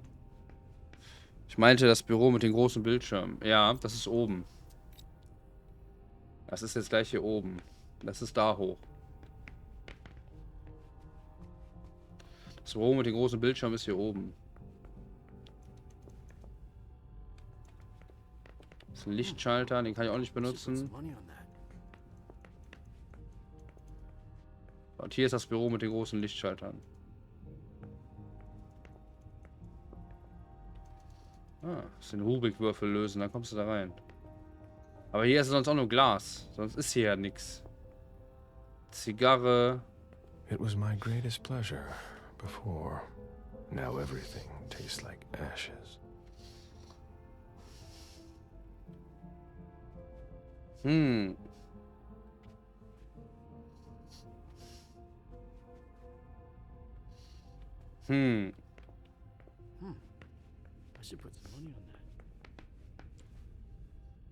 Gibt's das überhaupt? Ist halt die Frage, ne? Gibt's diesen Raum überhaupt? Oder ist das nicht für dieses Haus gemeint? Das ist halt die Frage. Ist das überhaupt für diesen Raum gemeint?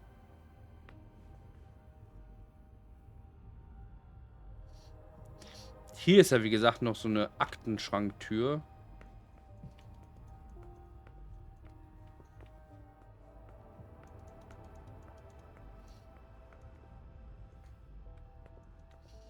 Das ist halt die Frage.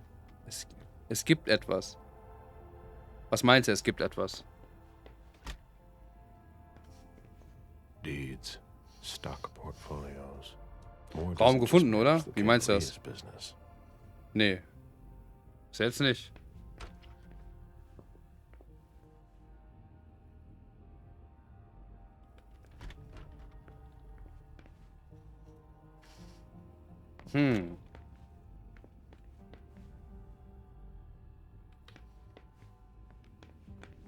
Nee, das war der Noms-Raum, okay. Genau, da habe ich ja gegessen. Human logic is beyond me. What's the point in doing that?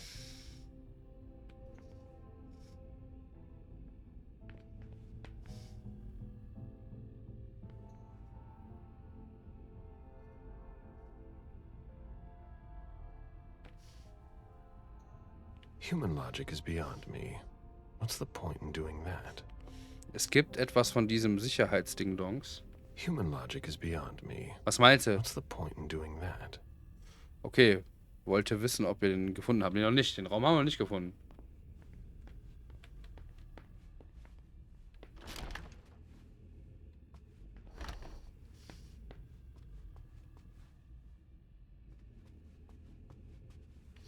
Ja, schwierig, ne?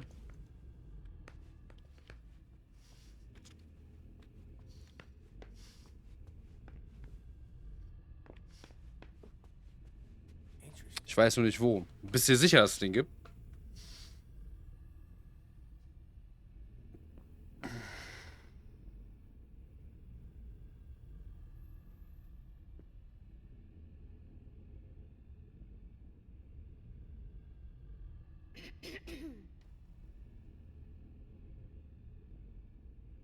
Ich meine, den gibt es nämlich nicht.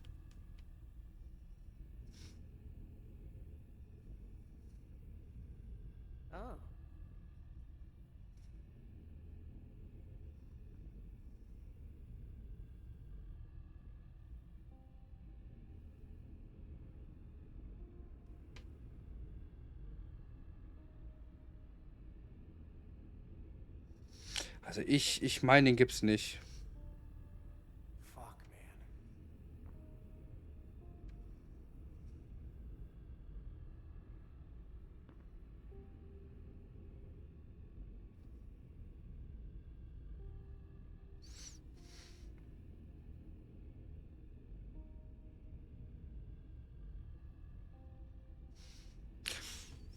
Ich wurde in einem Gespräch, gespoilt, deshalb weiß ich, dass es einen Raum oder Safe gibt. Weißt du nicht, was und wo? Ja, aber wo? Ne, das ist halt die Frage, wo?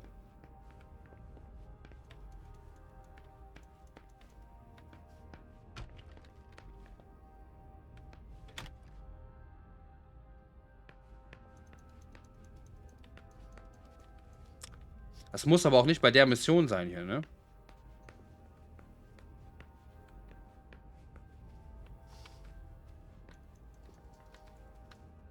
Das muss aber auch nicht bei der Mission hier sein. Es kann auch noch... Wer weiß, ob wir nochmal zurück müssen.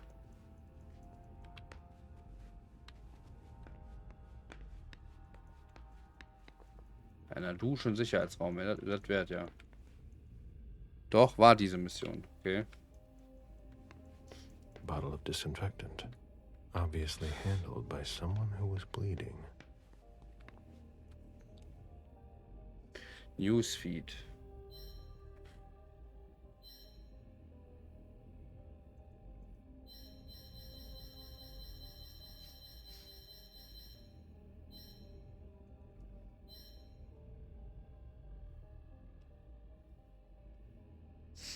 Haben wir irgendwelche Zahlen bekommen?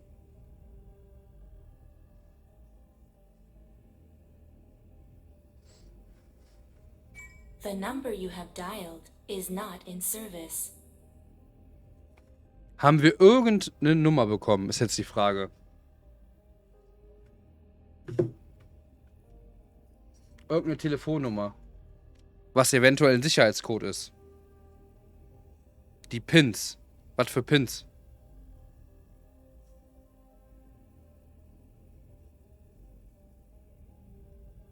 Vom Sicherheitsdingen. Ja, keine Ahnung.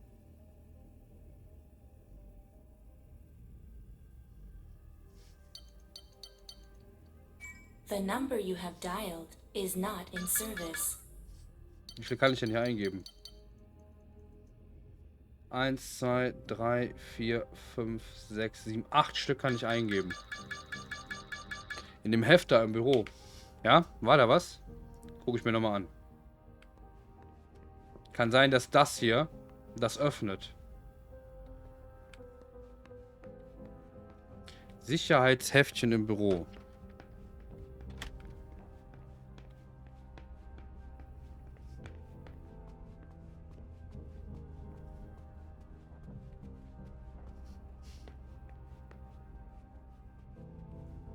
Ugh, what a mess. Fortress Security. 1, 2, 3, 4, 5, 6. Das sind nur Produktnummern.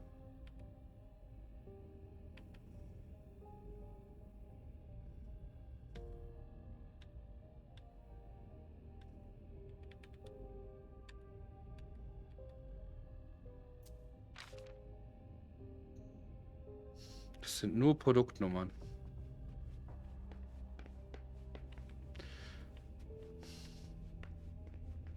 Wo war das Schlafzimmer von der Kleinen?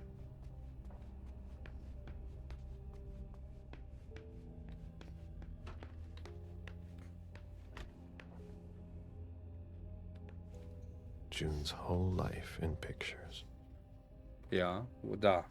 June celebrating her 4th birthday. 1, 2, 3, 4, 5, 6, 7, 8. 04, 09, 2015. 04, 09, 2015. Wir probieren es aus. Also wenn das jetzt funktioniert, dann leck mich fett.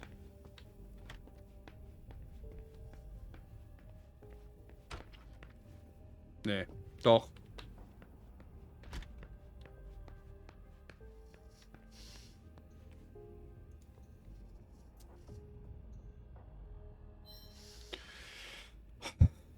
Null 4 0 9 2 0 1 5. The number you have dialed is not in service. Nee.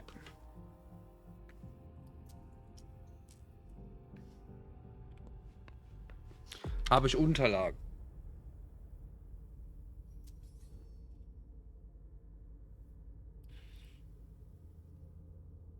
Magnetische Schlüsselkarte. Magnetische Schlüsselkarte. Bericht. Schlüssel zu Jason Moores Archiv. Bericht über Java. Bericht über Underwood.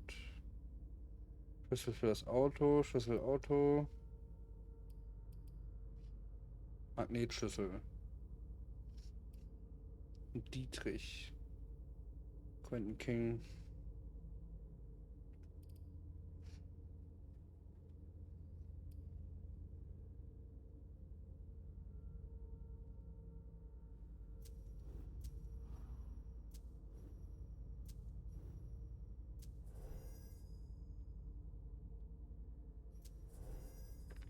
Nee.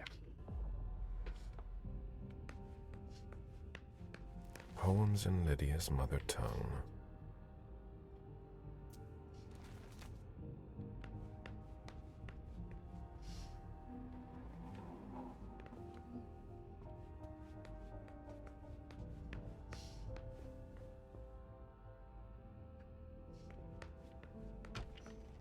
Achtstellige Zahlen.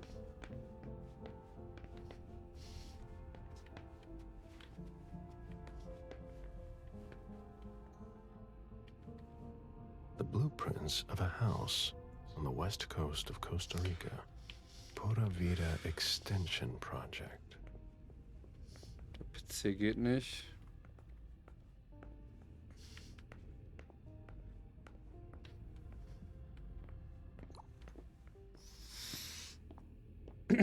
Aha, hat sich das. Ah, warte mal. Hat sich das Helpcode wieder verändert? Ja, dieses Mal ist Junes Geburtsdatum.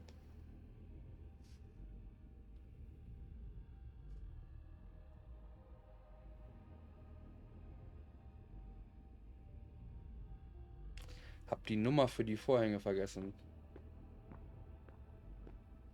Trotzdem aus dem Schwan, ja, trotzdem.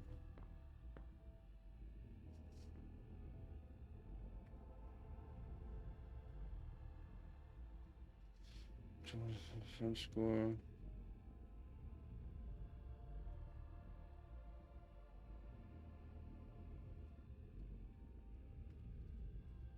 Hat sich der Safe-Code wieder geändert? Junes Geburtsdatum. Ja, aber wo ist der Safe? Also es gibt einen Safe. June in Costa Rica.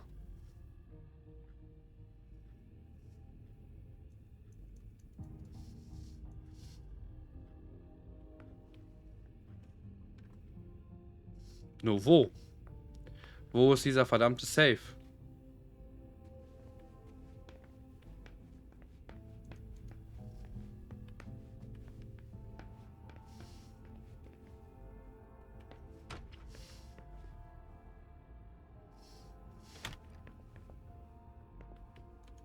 Jason, Lydia, June in Costa Rica, I think. Ich würde Büro sagen. Macht da am meisten Sinn, ja, ne?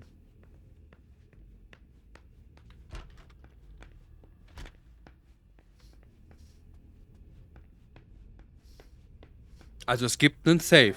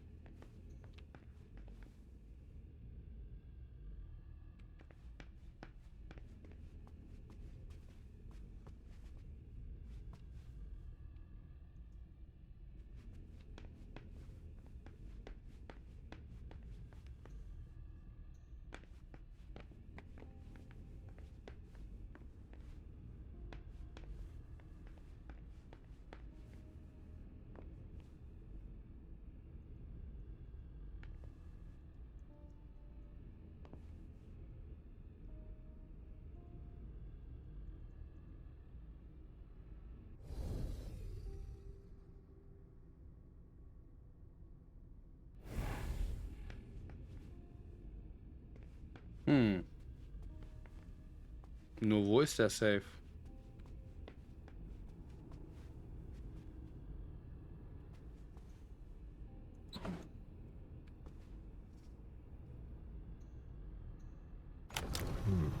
A safe. Now we just have to find the code. Karl, ich weiß nicht, dass ich das vorher nicht gesehen habe.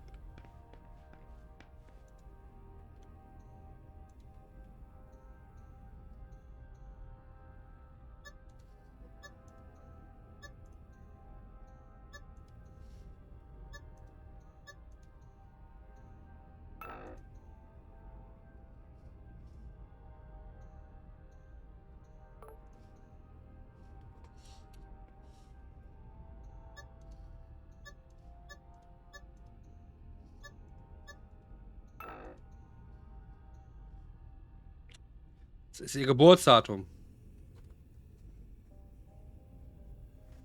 Ist aber. Ist das vielleicht dann der 4.9.2015?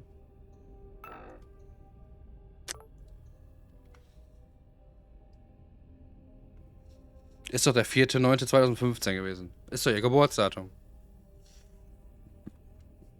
Ist jetzt die Frage.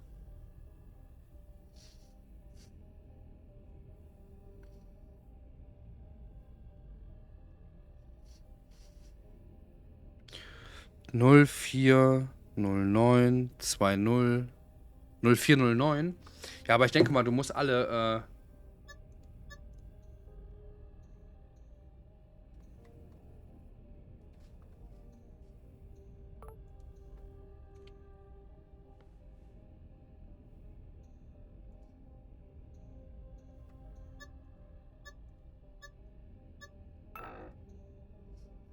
du musst ja alle benutzen.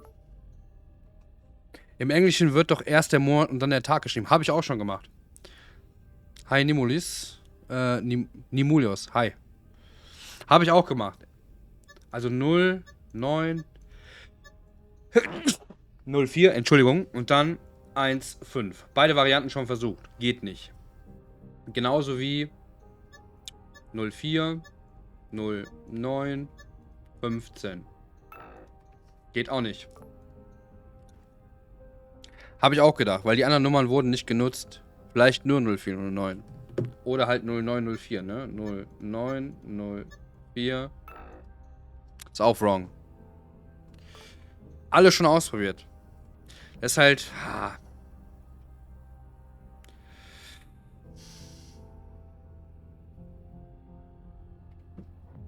Ist halt die Frage, ne?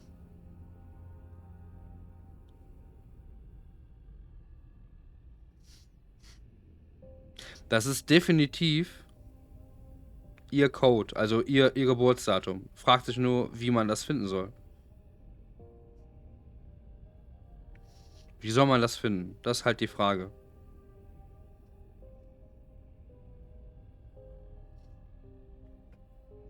Wenn die 6 Striche sind, brauchst du dann nicht auch 6 Ziffern? Ja, richtig. Da sind ja. Muss ja hier nochmal raus. Richtig, ich brauche 6 Ziffern. 1, 2, 3, 4, 5, 6. Und die hat ja in dem Handy geschrieben, dass das Geburtsdatum ist. Sie hat gesagt, das ist das Geburtsdatum von June. Das ist das, was sie ja gesagt hat.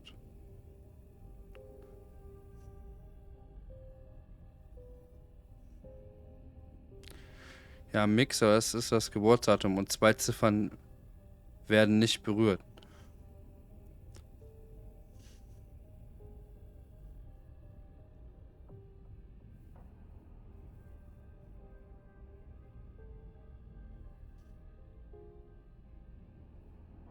Hast du denn das Geburtsdatum, Geburtsjahr? Dann ja eigentlich. Habe ich ja. Monat, Day. Ich habe 04/09/2015. Habe ich ja schon ausprobiert. Ach, dass er es hier immer so verschiebt. Das ist hier, haben wir. Haben wir alle schon probiert. Ich gehe jetzt nochmal in Junes Zimmer. Da müsste das ja stehen. So, Junes Zimmer war vorne links. Vorne rechts. Denn hier steht ihr Geburtsdatum drauf. June's Da. whole life in pictures. Da. June celebrating her 4th birthday. Ah, der 4. Ah, das ist 2011. Das war ihr 4. Geburtstag. Die hat 2011 Geburtstag, nicht 15. Scheiße. Hätte schon mal eher drauf kommen können. Ah.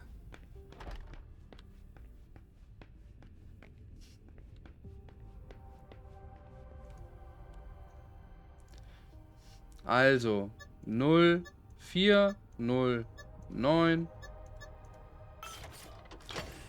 Ja. Meine Fresse, Alter. Da haben wir auch die Kackakte endlich. Deswegen auch keine, ja. A thank you letter from Fortress Security after the installation of a system for more. Maybe Gestern, die Passwort alle 6 Monate, ne? I've already heard about this company somewhere. Danke, dass Sie sich für uns entschieden haben. Wir hoffen, dass Sie mit den Dienstleistungen zufrieden sind. Vergessen Sie nicht, Ihr Passwort alle 6 Monate Notfallnutzung zu ändern. Bei technischen Problemen. Okay. Ja, damit haben wir, glaube ich, hier alles erledigt. Ja, sammeln die Berichte. Haben wir. Jetzt können wir uns hier verpieseln. Deswegen auch keine 2 und 5. So, wir haben es. Wir machen uns am Staub. All gut. Haben alles gefunden.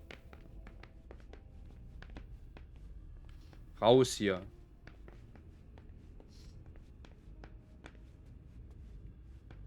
Hauen sie rein. Hauen sie auch rein. Mittlerweile nicht denken würde, dass die Frau und die kleine Costa Rica wären, hätte ich gehofft, sie in einen Panic Room zu finden. Ja, ne? Aber den Panic Room gab es ja anscheinend nicht. My Lord.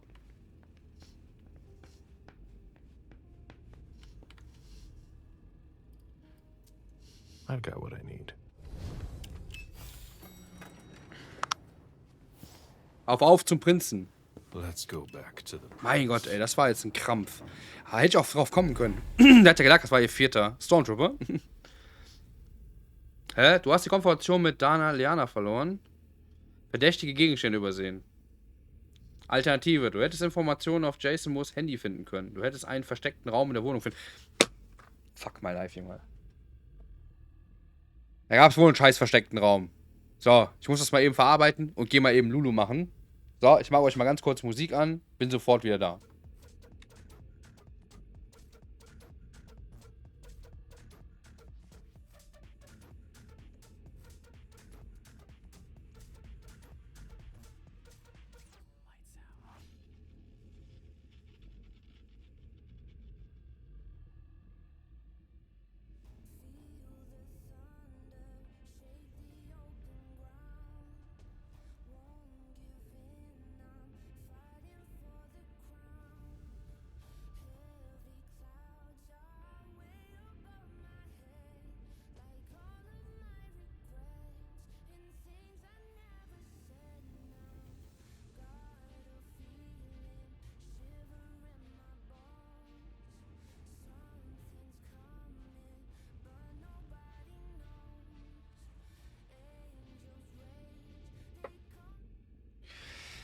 Hätte man doch einen scheiß versteckten Raum finden können. Verdammt! Scheiße. Boah, jetzt bin ich gespannt. Jetzt gehen wir zum Prinzen und erstatten Bericht. Ich bin gespannt, was wir alles vergessen haben. Und Maggie, ob der Sarg, den du ausgewählt hast, der richtige war.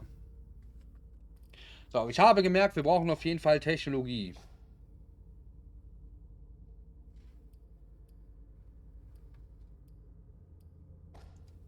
Einschüchtern auch nicht verkehrt, eins mehr zu machen. Weisheit wäre auch nice. 10 Punkte haben wir noch.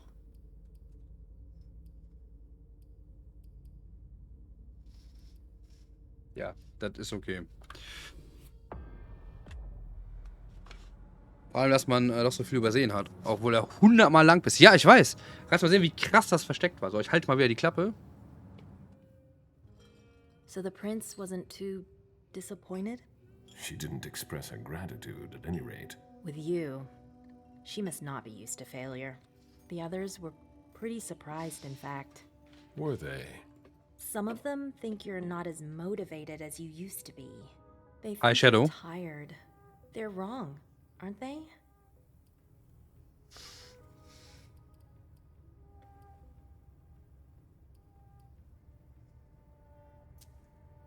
I'm not done yet.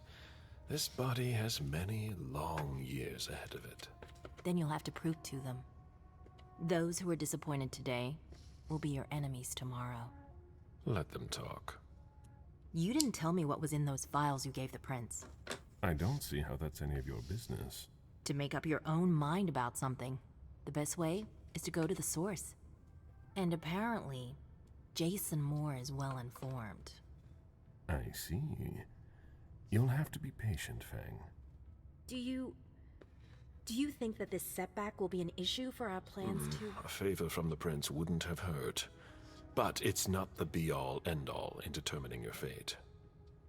How do you feel about it? Honestly, I just want to get it over with. Like when you're going into finals. Even if there's no going back? It's a little late for that, isn't it? It is. Your child, Beryl Underwood, did he have any second thoughts? I don't want to discuss it. He's your only child, so I wondered how it went. Well, could you enlighten me? Beryl is very different from you. He always has been. I was blind.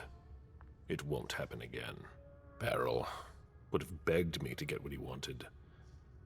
Your patience reassures me. I'm making the right choice with you. You seem to really have a problem with him. Yes, and that's why you must stay away from him. This separation between you, what caused it? Don't dig too far into it. You know this is something I don't discuss. That's too bad.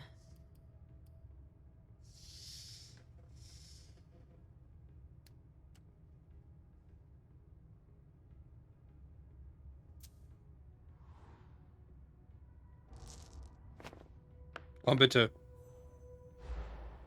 Ach komm. I'm not one to beat around the bush, especially on a matter like this.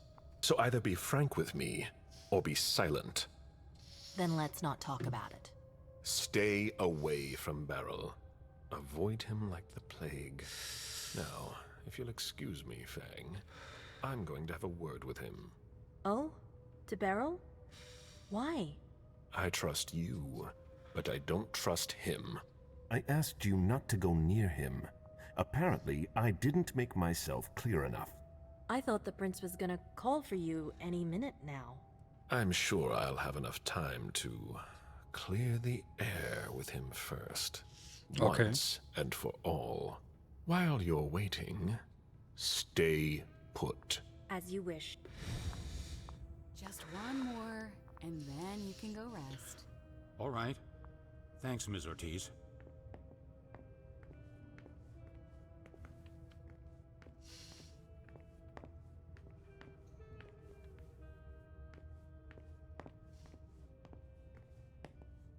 Das ist der Prinz. Wo ist dein Beryl? Der kleine Drecksack. Mach Platz. A message from Caius. Need you downstairs. Urgent issue. Bad timing. I'm going to have to choose. Help Caius or speak with Beryl. Ja, scheiße. Was mach ich jetzt? Entscheide dich. Nimm den Aufzug oder geh ins Beryls Wohnung und sprich mit ihm. Puh. Ich denke, ich gehe zu Caius.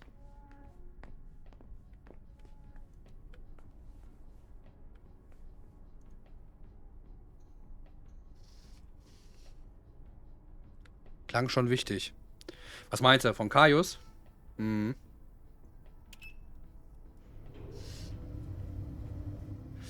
Das andere sind private Probleme, glaube ich.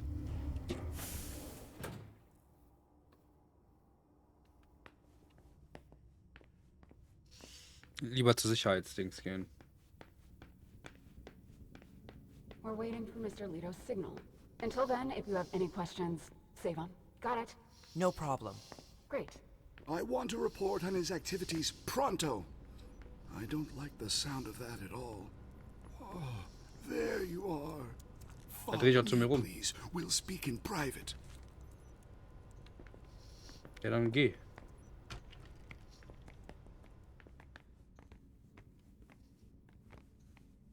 You wanted to see me? Happy to see you, Caleb.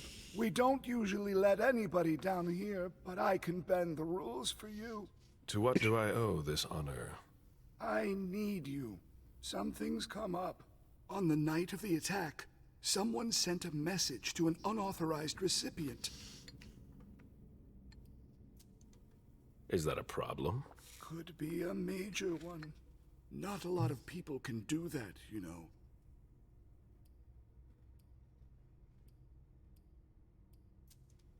You wouldn't be trying to cover up a mistake, would you? What? Are you crazy? Why would I tell you about it if I was involved in it? Maybe you're afraid that we'll find out on our own. If I wanted to do that, you'd have no way of knowing it. Is that supposed to reassure me? It's supposed to prove my sincerity. I get the feeling that it's all connected. It's too huge to be a coincidence. Do you suspect anyone in particular? Jara Drory. What you're telling me is extremely serious. I hope you have proof. If I did, do you think I'd be asking for your help? But I wouldn't accuse her unless I had serious doubts. Dann hau raus. Think it through carefully. For starters, she's one of the few who knows how the system works. She'd be able to cover her tracks, wouldn't she? Maybe. But maybe she made a mistake. According to our intel, Jara may have been captured. She was caught in her own trap. Anyways, nothing concrete. Just a hunch, if you want to call it that. In my place, under the current circumstances, I can't really go poking my nose in her business. And I can. Nobody will bother you. I'm not asking for much. Just take a look in Jara's room to see if you can find anything that ties her to any of this. And if you could do it quickly. Why? Because I'm about to erase a ton of data. It's the Code Red protocol. And since Jara vanished, the Prince wants her personal data to disappear along with her. That doesn't give us much time. You win? Ich denke schon. I could maybe go and take a look around. Great. I found a key to her room. Take it. Thanks. It's our last chance to recover the data from Jara Drury's computer before everything disappears for good. Just insert this thumb drive and it will download everything I need. If she betrayed us, I'll know. Fine. I'll go see what I can find. Thanks. One last thing. Uh-huh. If you could keep this just between you and me. Fine. And don't come back to see me here. It's supposed to be sealed. It'll look suspicious. I'll send in an engineer after you. Give him the drive when you're done, but don't tell him anything. We have to keep this between us. As you wish.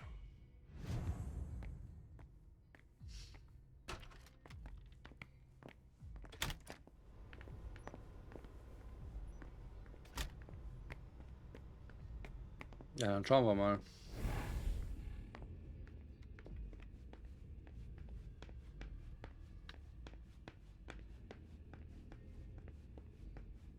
Ich bin ja gespannt, was ich da finden werde.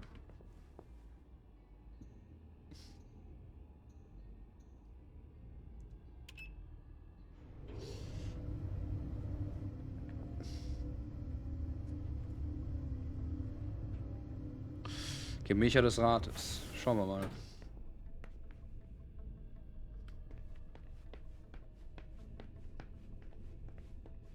There's no point in insisting. The prince didn't ask you for your opinion. Hazel can't just ignore me and then call me in like this. Now get out of here before I make your blood boil. Mr. Siaka, you're taking a big risk. Goodbye.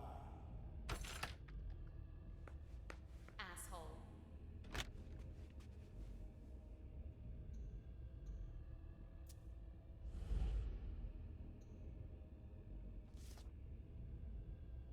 Diesen Bund aufgegeben, schon lange wartest. Okay.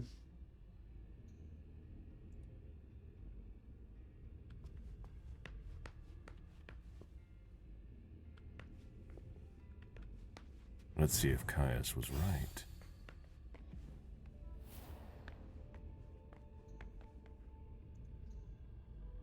That should take less than a minute.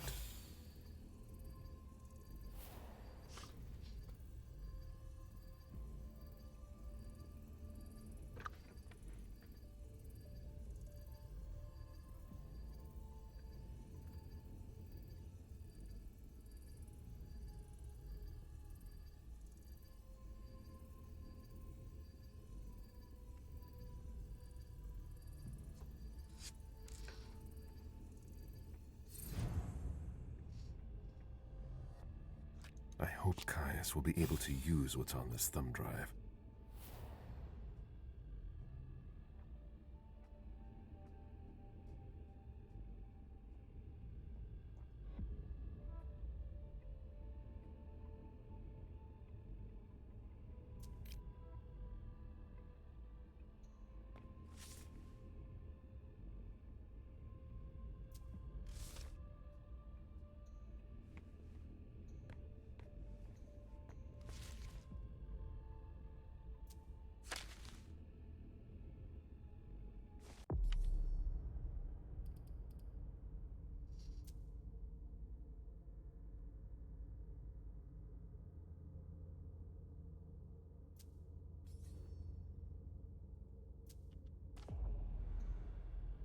Jara has always been wary of new technology.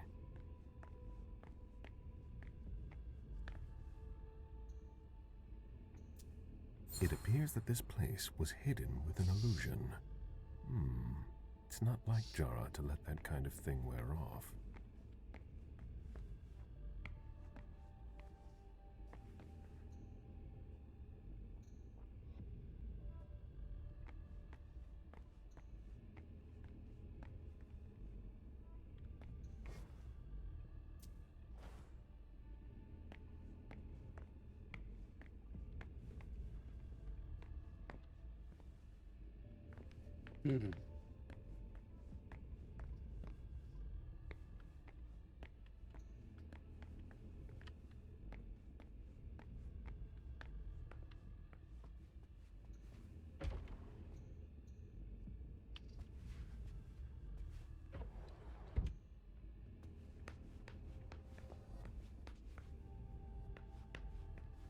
This is the first time we've worked together. I'm big on discipline.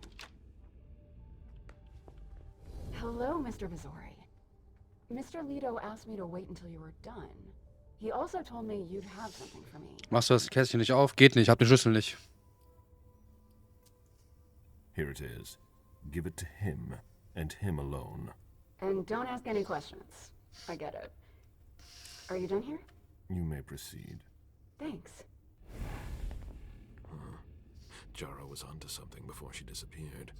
There's something very worrying about that. Hazel is probably ready to see me now.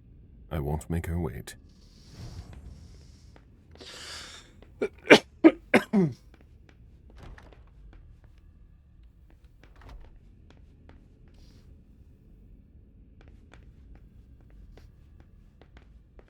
I've seen princes come and go.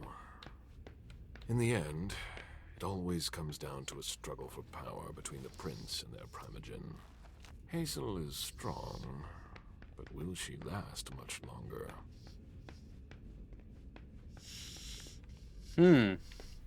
Ich habe das Gefühl, dass diese Nachricht mit dem K der im Keller war. Und dass der mich jetzt dazu benutzt hat, Sachen für sich zu vertuschen.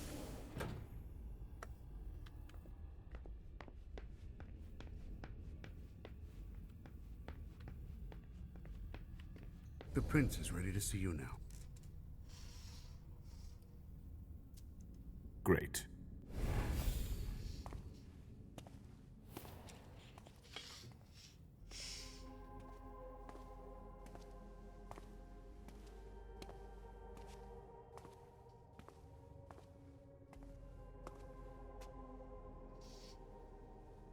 Caleb. My prince. We were expecting you. How may I be of service to you this time? Nee, der, mit dem ich im Keller geredet habe. The situation has changed. The money is gone. The accounts have been emptied. What? That's impossible. Only Jason Moore could have transferred the money. The situation is dire. Moore would never have done it on his own. He would never have dared. I agree. It's much too bold a move for him, and that's what concerns me the most. Someone used him to attack us. Someone who was extremely well prepared. Hartford? What would be their interest in all this? Do you have a better idea? Someone here. If there's a traitor among us, I'll have their head. One thing at a time. I'll take care of the traitor, personally. Failure is a luxury we will soon be unable to afford. If you have nothing more to say, we can move on to the reason I sent for you. What did you think about Richard Dunham's file? Money that should be going to me seems to go missing whenever he touches it. Richard is far too important to me. I can't afford to upset him now. But if his research doesn't pay off soon, I won't hesitate to show him my disappointment. Did you read Jara Drory's file? I wish I'd never seen it. There's too much I despise in it. She never mentioned she was monitoring the Primogen's finances. But she's not here to shed any light on it. I'm listening. I've asked for your presence here because I have a new mission for you. Delsin was able to track down the men who attacked us. It wasn't easy, but it was impossible for them to disappear without leaving a trace after what they did yesterday. Where are they hiding? Long Island.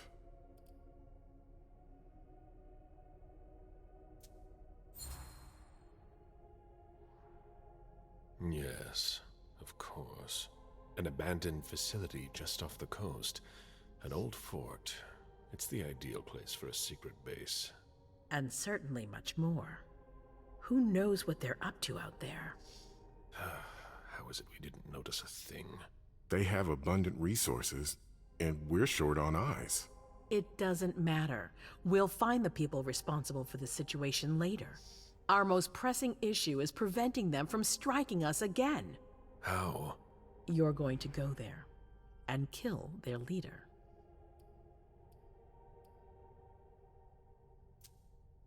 Walk straight into the lion's den, all alone? I have complete faith in you, and you've always excelled in this sort of exercise. It should bring back old memories. I was a hunter of kindred. The SI is a different beast altogether. You don't think I'd ask you to do this if I didn't have a plan. Delsin has found a way to sneak you onto the island. They evacuated the bodies from the site of the party, which is how we were able to pick up their trail. There's a small, nondescript warehouse at Jeffrey's Point. As far as we can tell, their transfers from Boston to Long Island are made by boat. To avoid drawing attention to themselves, they've chosen to employ only small craft. There are bodies packed in the warehouse waiting to be shipped over. Do you get the picture?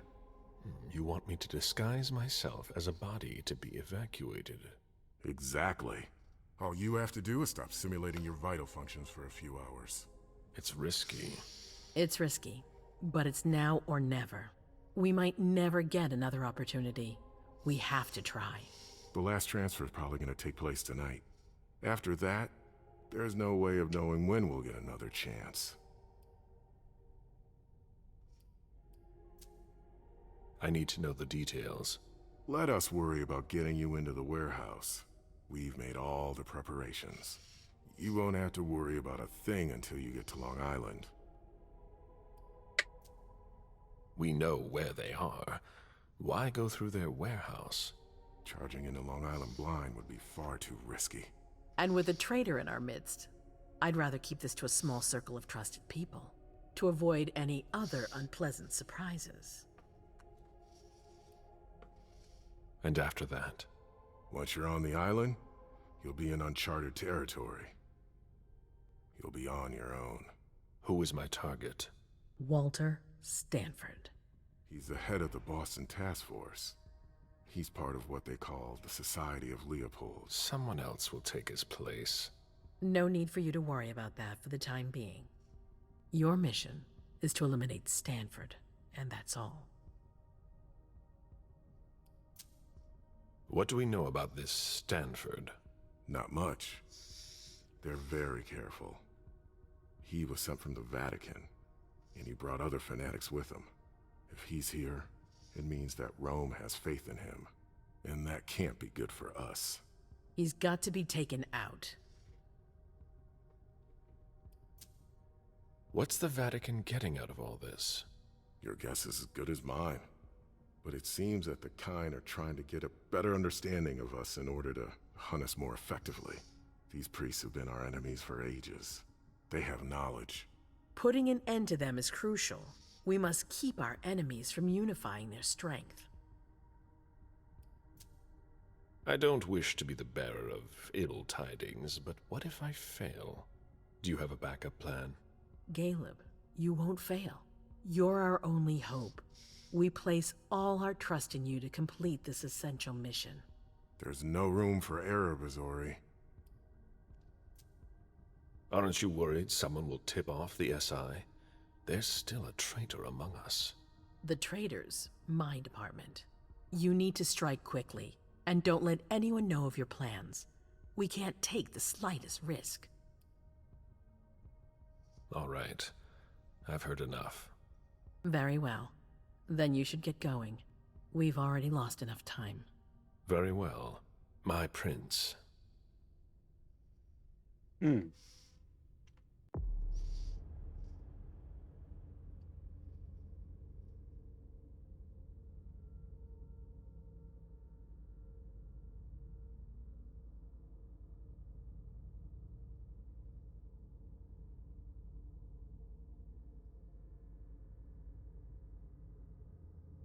Ach so, okay.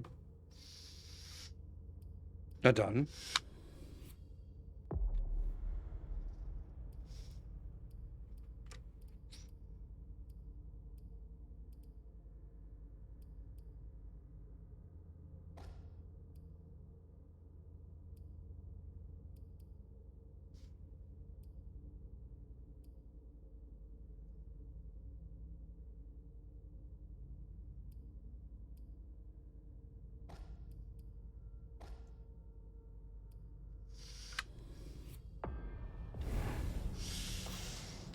Jetzt bin ich mal gespannt. Jetzt muss ich auch noch zum Prinzen, ne?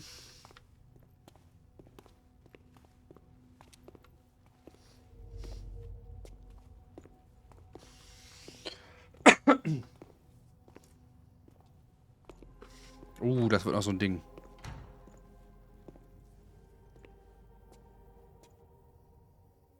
I'm guessing you tipped Bizori off to the traitor? Yes. Any news? Nothing since Richard's report. My city is in danger. Everything I've built, all the dreams I've invested. That Judas is a threat to everything. Not for long. You'll bounce back. Yes. Congratulations on your negotiations with the Chantry. Our agreement with Hartford is crucial.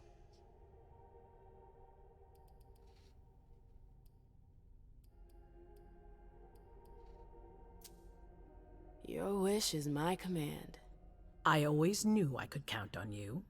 You're a true ally, a loyal one, a future asset in my primogen. But one thing at a time. Before we get there, I have another favor to ask of you. What a surprise. About what I told you earlier concerning Delson and Long Island. I've got a plan. Oh, I know that look.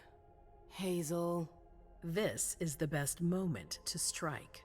That sounds like the definition of rushing into things. Yes, but we have no choice. Delson?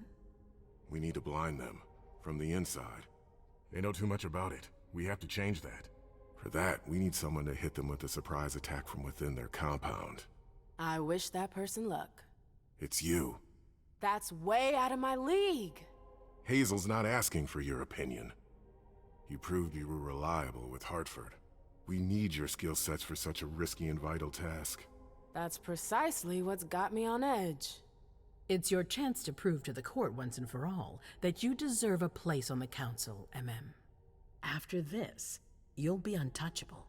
I sure hope so. All right. How do I get on this island? By boat? I doubt it. Coastline's under surveillance. So I swim across. All right. What then? Kaya's wrote a program that can help us. If you can upload it into their system, it'll corrupt all the data they've got in their database. Their systems, the archives, it'll all be lost. Allowing us to cover our tracks. It's our best shot at making it through this. You'll just have to insert it into a computer that's on their network. That's absolutely essential. Any questions? Your plan sounds pretty old school. There's no way to do that remotely? We've tried, but Leto's agents weren't able to breach their security. Their network's too highly protected. That's why we need you. I see. Am I allowed to take a partner? I'd feel a lot better about this if I had someone covering my back. I understand, but that's not possible. We're already taking a risk by sending a person in to infiltrate their hideout. Got it. So, let me get this straight. You want me to infiltrate the enemy base alone? The same enemies who just slaughtered half the camp. Quit whining. You can have help. Oh, really? Your task will not be easy. You'll need a diversion while you sabotage their system. A raid near their base, for example. That could work. Who will you send? I refuse to sacrifice any more of our people. So we might as well send in the riffraff. The Anarchs could do the job. Come again? You heard me. I want you to go see them and convince them to go with you to Long Island. You're trying to thin their herd. I'm balancing the scales, that's all. They can't stand us. They'll never agree to fight for us, let alone on their own without us. They don't have to know they'll be alone. Lead them to believe our forces will join up with them. The SI is a threat to the entire city. They're just as concerned as we are. Send someone else to negotiate. A real emissary. No one else knows the Anarchs as well as you do. They go to your clubs, don't they? They know who you are. They know they can trust you. I barely know them. I see a couple of them once in a while, but that's it. We're not exactly friends. You're still in the best position to negotiate with them. Yeah. I'm not comfortable with the idea of sending them to be slaughtered. It's despicable. It's just politics, and it's probably your only chance to come back in one piece. What if I refuse? I won't let you. Your conscience is of no concern to me. The only thing that matters is our survival. And too bad if it keeps you up at night. The true face of the Camarilla. Right then. Let's say I agree. You don't have a choice, but I'll humor you. How am I supposed to go about it? I can't just go chasing down every Anarch I know to ask for their help. There's only one Anarch that counts. Their Baron. Randall Thane? That's right. He's in charge of the various Anarch gangs in the region. I don't know where he is right now. You'll need to use your network. I've got an idea of who I can ask. What can I use as leverage if they try to negotiate? Money, favors. Offer them whatever seems useful. All right. One more thing. Don't tell anyone about your task, not even your sire. I don't want the council poking their noses into this.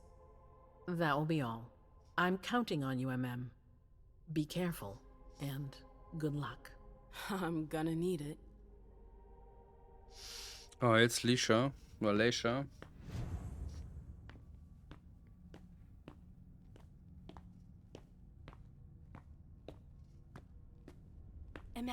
There you are. I'm sorry I wasn't here to meet you when you got back. I was busy. No worries. I heard your little adventure with our guests was quite the success. Congratulations. Thanks. I was just about to go grab a bite. Join me? Is that a question or an order? Let's say it's a strong recommendation. One you can't really refuse. That's what it sounded like. Please, lead the way. Very well. Okay. Is there something in particular you wanted to talk to me about? Can't I simply offer you a drink without you reading something into it? No. All right, fine. Your new mission has been giving me pause to think. I'm sorry, but I can't talk about it. Hazel made that exceedingly clear. If she thinks things are better like that, I believe her. For God's sake, Amem, I'm your sire. You should trust me, not that snake in the grass. Personally, I've never had anything bad to say about Hazel. Unlike me. Is that it? You'd be singing a different tune if you knew what I know. If I knew what? Nothing. You wouldn't believe me anyways.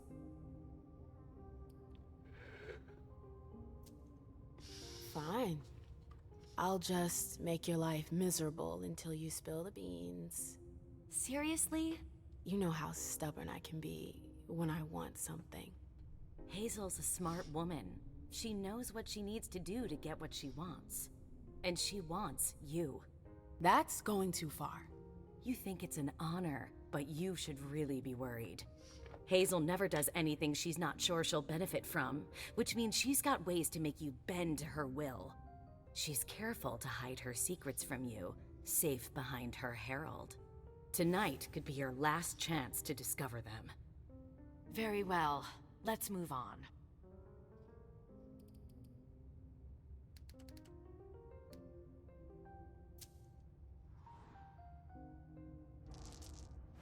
Komm schon. Jawohl! You sure seem ticked at the prince. We've got different political views, that's all. It's rather healthy, actually. There's nothing worse than a council that's enthralled to its prince. That I can believe. But it seemed like there was something else. What? I'm worried about you, that's all. I've seen Hazel spin her web around other kindred. I'm worried she's doing the same thing with you. Playing the cynic. I'd say you were just jealous. I don't want her throne, Amem. I'm just fine where I am. But since you don't believe me, go take a look around. I'm sure you'll find the answers to your questions. Just a bit of friendly advice.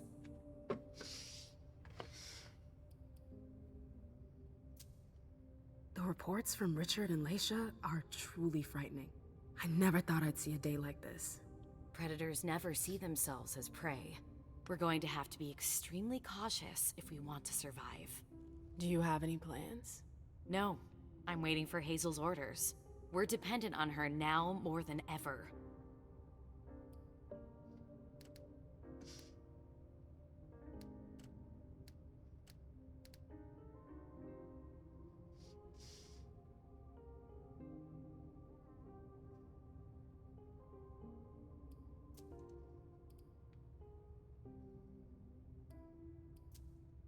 I wanted to ask you about something a little weird, if you've got a couple minutes. I'm all ears. Is something wrong?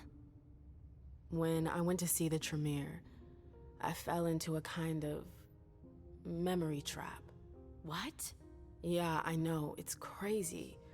Long story short, I lost some memories. Well, memory fragments. I think I recovered some of them, but I'm not sure. I saw our breakup again. Oh, wonderful. It was like I was reliving the whole thing, but from the outside looking in. Did you see anything else? I saw the night I was attacked. The blood bond. I heard their voices again. Their laughter. Ma'am. I'm fine. I know at least one of them paid for what they did to me. Yeah. I saw my trial for destroying pro bono. You warned me about King, but I wouldn't listen. And you paid the price for my mistake. I know. It's all right, ma'am. It's all in the past. No, that's not true. You still have that goddamn mark on your neck. I'm so sorry. I never meant for you to pay for my mistakes. You didn't deserve that. Thank you. It means a lot to me. But you're not the one who branded me. King did that. I know. What I wouldn't give to have him here right now so I can make him pay. I can imagine, but don't worry about it. Someone will eventually pay him in kind. I hope so. I saw my embrace. Oh. Umarmung nennen die das, ja? Yeah. It was weird. We were so happy back then. I was, at least. So was I. Yeah.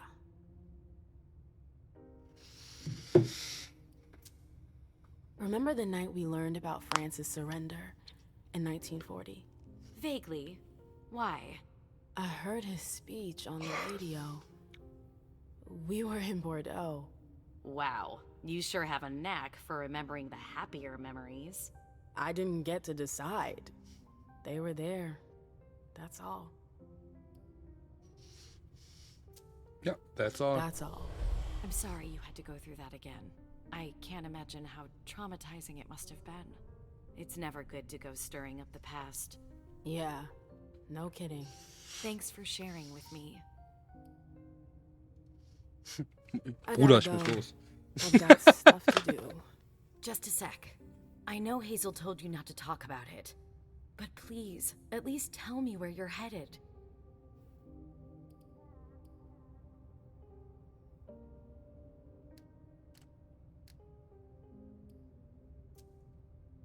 You're unbelievable.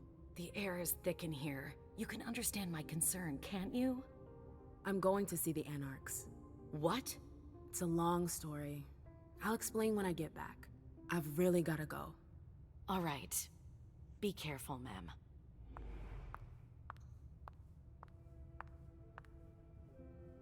So, jetzt war jetzt hier. Erkunde den Ort weiter, bevor du gehst. Nimm den Aufzug in April Bowsleys Büro.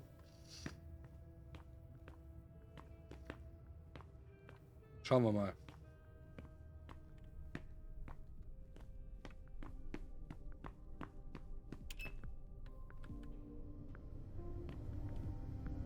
Dum, da, dum, da, dum, da, dum.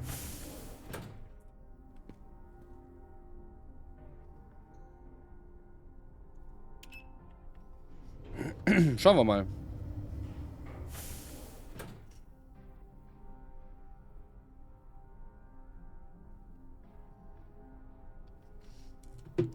Ach, ich bin schon da. Ich dachte, wir fahren noch. So, die müsste eigentlich den Schlüssel haben. Für diese Kacktür hier. Für diese Kiste. Eben schnell die Rosen noch umgetauft. Biestige kleine Scheißerle. I'm sorry, you can't go in there. Aber ich möchte. Hallo. Einfach mal niederschlagen.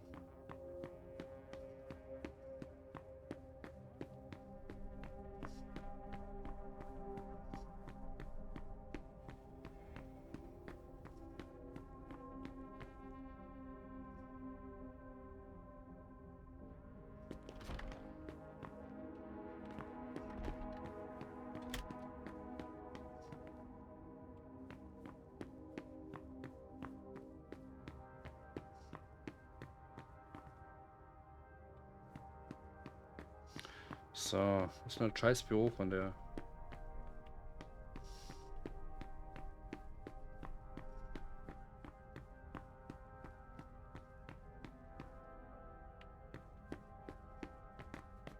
The arena.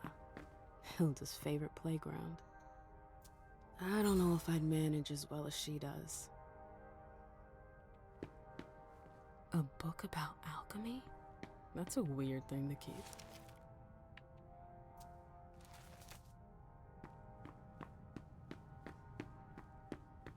Nun kam das schwarze Ungetüm in der Ecke auch endlich weg. Möchte, dass der Balkon wieder. Ja, klar.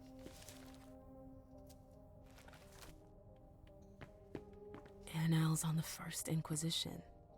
How morbid. Wo ist denn dieses Kackbüro? Geht es hier runter?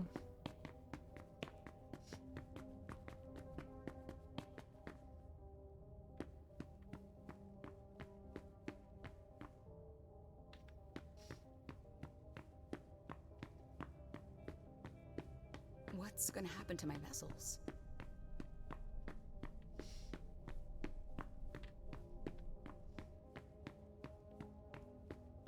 Ja, irgendwo hier muss doch dieses Kackbüro sein.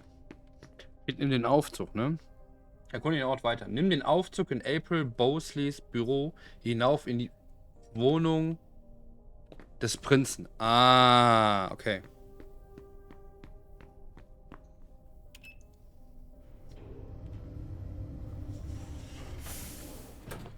April Bowsley. Also nach oben. Also nach oben.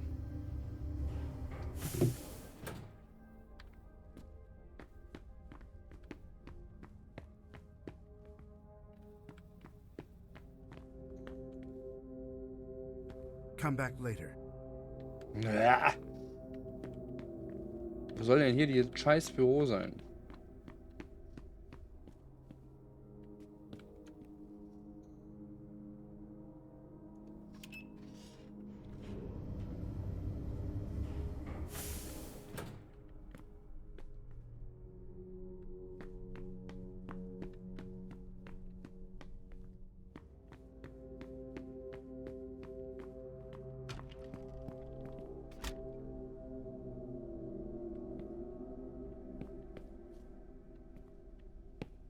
Dijon left. Rats are the first to flee the sinking ship.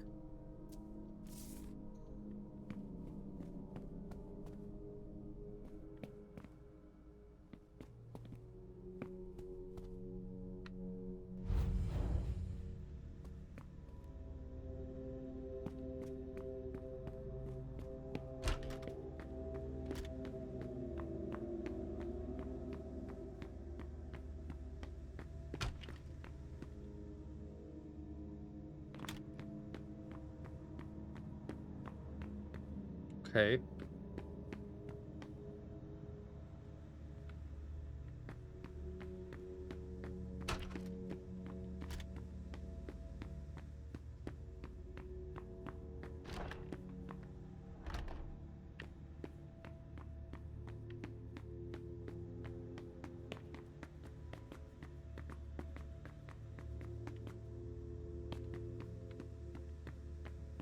Do you think we have time to just laze around? You need to be I'd better hurry.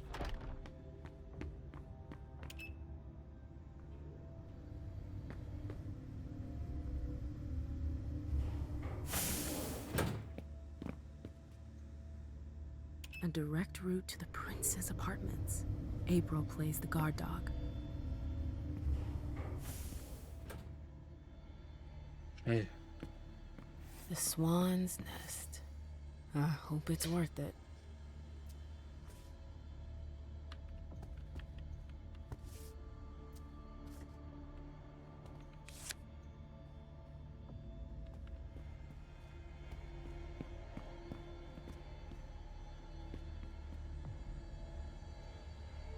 I didn't know Hazel was into music.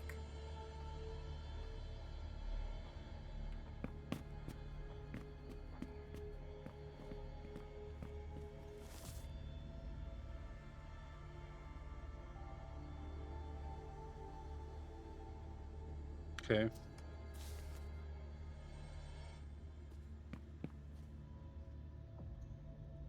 There are faint marks on the wall.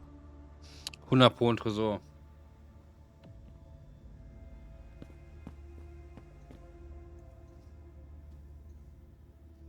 I get the feeling something's missing.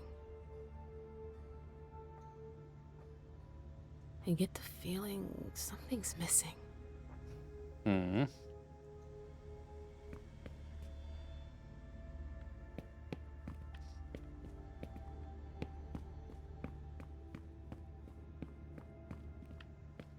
It's Miley? And then? Miley, that you? Yeah. What are you? Du hast recht gehabt. Gerade Metro Last Light bezockt, nicht Redox.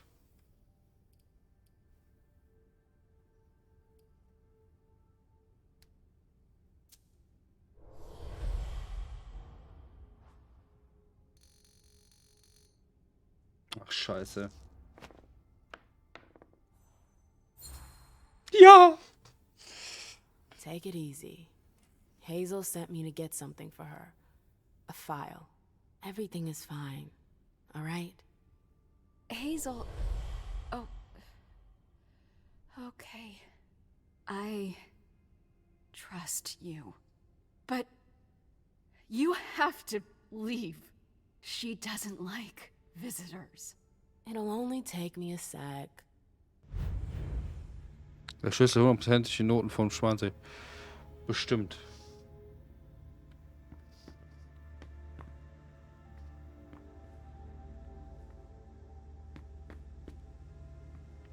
Ich suche jetzt trotzdem danach.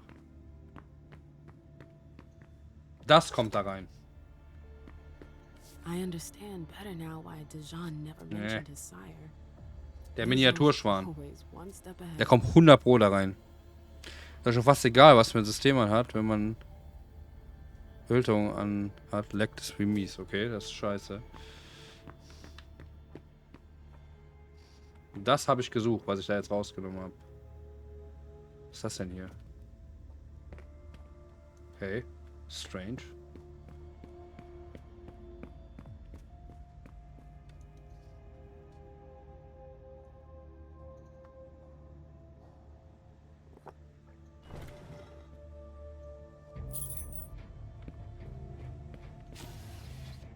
I wonder if...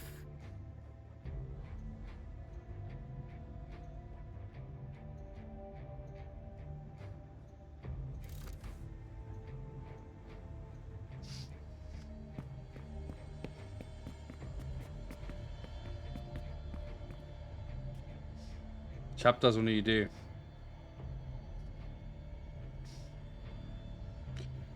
Ich muss mir das aufschreiben. B, F, D, A, G.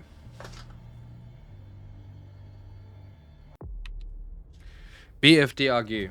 B, F, D, A, G. B, F.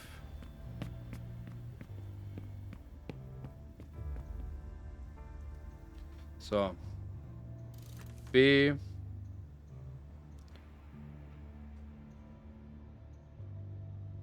Ja, wo bin ich denn jetzt hier?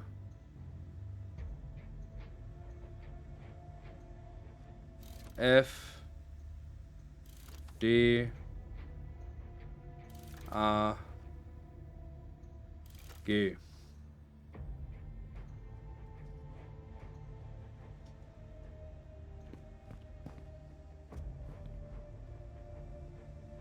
Nichts passiert. Hä? Habe ich richtig geschrieben oder nicht?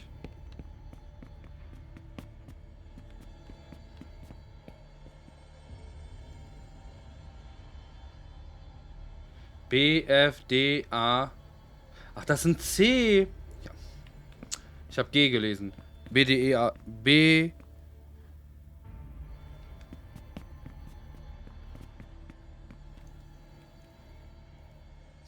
B, F, D, A, C. Also B, F, D, E, B, F, D, A, C, ja. So. B, F, D, A, C. That noise. Something moved.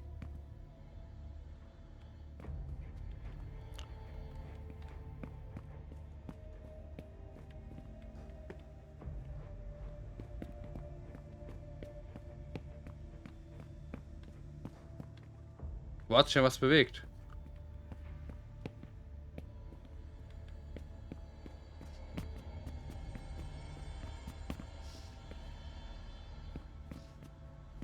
Da muss doch irgendwas aufgegangen sein.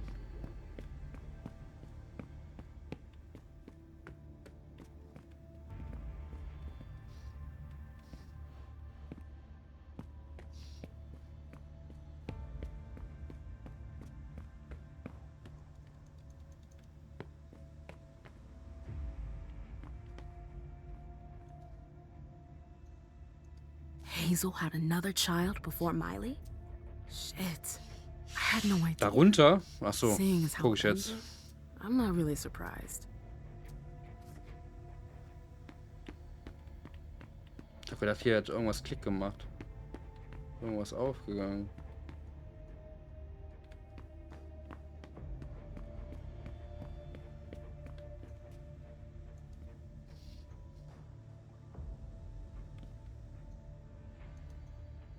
That explains why Hazel's holding off on Fang's embrace. Underwood. What a creep. Bazori is a loyal dog. And Hazel's got him on a short leash. Okay. So Hazel has her eye on my clubs. Ugh, politics.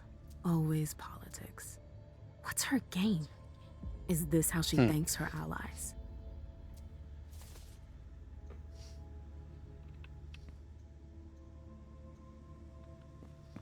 Okay.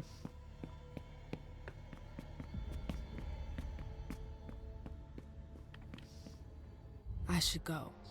It's gonna be a long night. First, the Anarchs. But I have to find them first. Interessant. Interessant.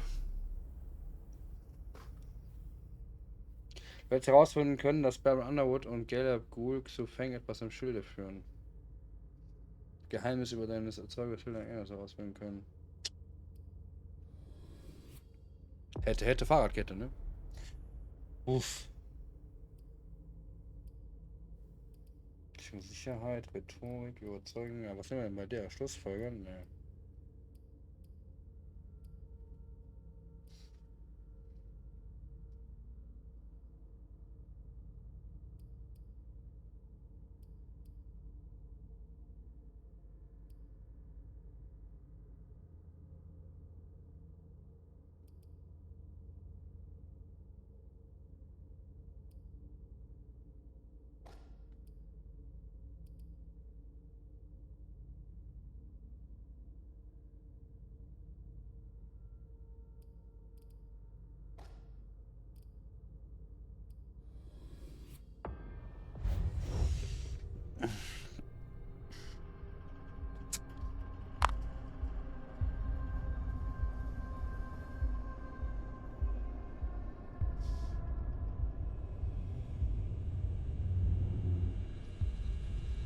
Okay.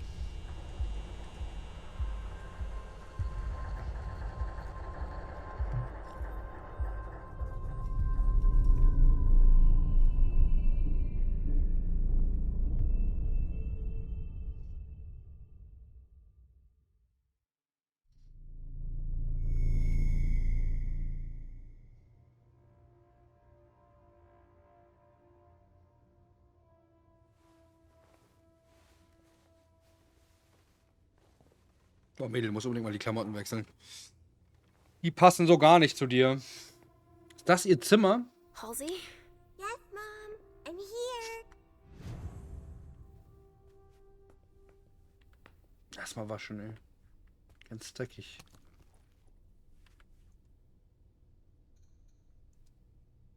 A floppy disk. That's all Richard knows how to use. Maybe I'll find a way to read it. Ja.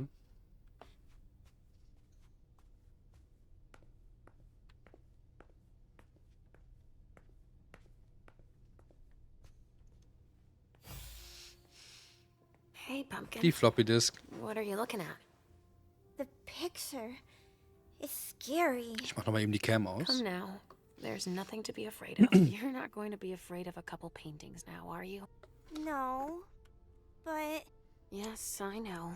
It's Richard. He was angry, but he wasn't angry with you. You know...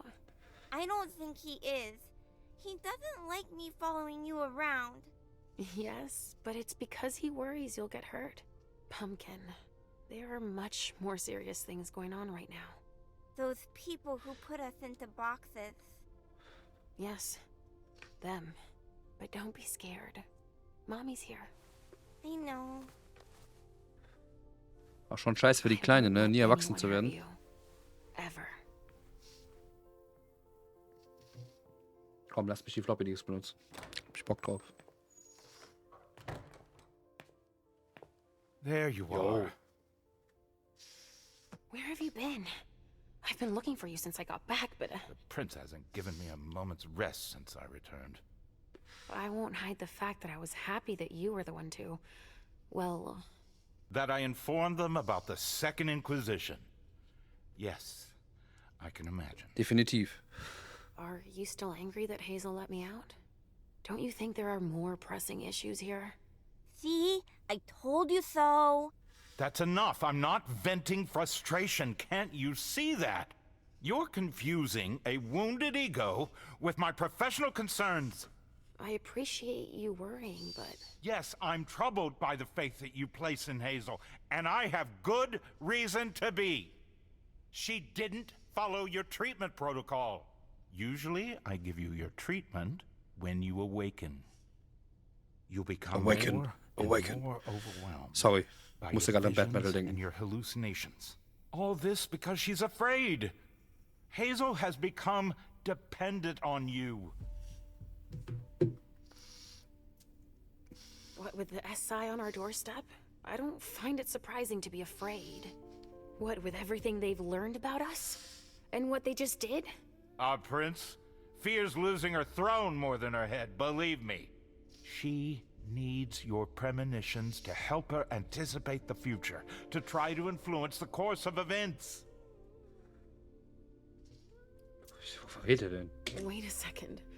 I don't see how my visions can help her. Nor do I. Our visions are nothing more than possible metaphorical futures. Excuse me? Pardon me. Dropping the professional jargon, you only see things that could possibly happen. But then why are they so important to her if nothing is certain? Perhaps she wants to see if it's still possible to change the course of events. But they're never very specific. And I hardly remember them. Why is that? All I know is that she's kept me distanced from you a few times to seek your help. Often you didn't have any precise memory of what transpired, or only partially remembered it. Is she manipulating my memory? It would be the best way for her to keep your visions for herself, but I can't be sure of it. Here's a dose of your treatment. Take it immediately. This will rid me of my premonitions. Is that it? I don't have time to break this to you gently. I have to go straight to the point. What are you talking about? Leisha, Halsey isn't real. What? It's not true, is it? You're the only one who sees her. No. Our family has a gift for seeing things. No. Halsey is my daughter. In your mind. It's always difficult to pull you away from her. That's why I try to treat you as soon as you awaken, to keep Halsey from reappearing. Macht aber Sinn. Lying, Mom! He hates me! You're either lying or you're wrong. I don't know which, but it's not true. Leisha. But Hazel sees her. When your hallucinations increase, your premonitions do too. They become more specific and more reliable. And that's what the prince wants. But you grow increasingly catatonic. Halsey starts to take over. No! I don't want you to leave me! Macht aber Sinn. Shut up, both of you. It's just you and me, Leisha.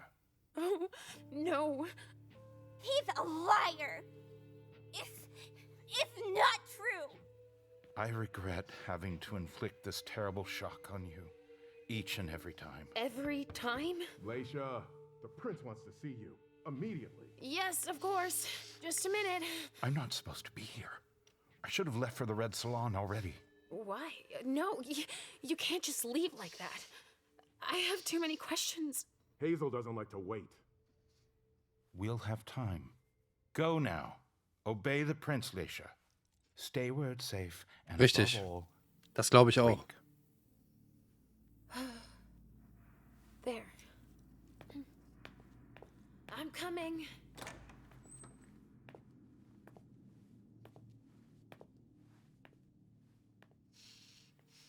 Und nun klammert die. Ja, natürlich. Ist halt eine Mutter, ne? Darfst du nicht vergessen. Aber es macht Sinn. I wanted to thank both of you for... The prince sees me. See, Mom? Richard's a liar. Are you all right, Leisha? You seem... Quit pretending. Come now, Leisha. What's wrong? You've been pretending to see Halsey since the very beginning. Why did you lie to me? Lie to you? I didn't lie to you. Halsey is part of you, and I accept you just the way you are. That's all.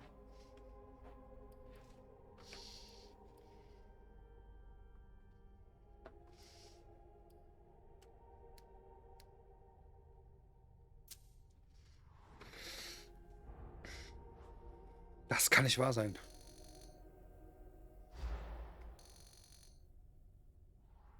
You're really only interested in my visions. You've been manipulating me because you're afraid of the future. Forget what we talked about. Ich kann nicht.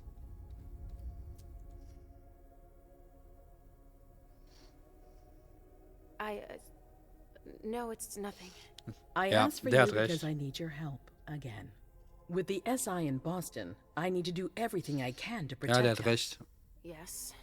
And you can help me do that by telling me what the future holds. It's not as simple as that. I don't choose when they happen. Mom! Mom, listen to me. Yes, sweetie. What is it? There's no point.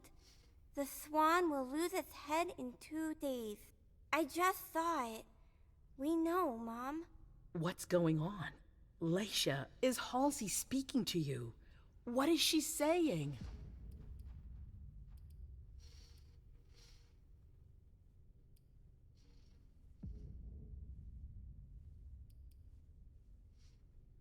Ja, was mache ich jetzt? Was mache ich jetzt? Erzähle ich dir davon? Oder nicht? Was passiert dann? Das ist jetzt hier die Entscheidung. Ich würde eher nichts sagen. There are too many voices, too many things inside my head. It's too much for me to see what's going to happen. Okay, I understand. You've been through a lot. Yes. So I won't insist right now. Take a few hours to rest, and we'll talk later. Thank you, Hazel. Ich sag dir nichts davon.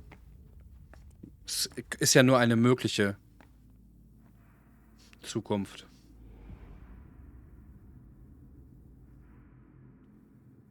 Damn it. I don't know who to believe anymore. Richard or Hazel. Ja, ich glaube Richard. Macht Sinn. Please, Mom. I'll be a good girl, I promise.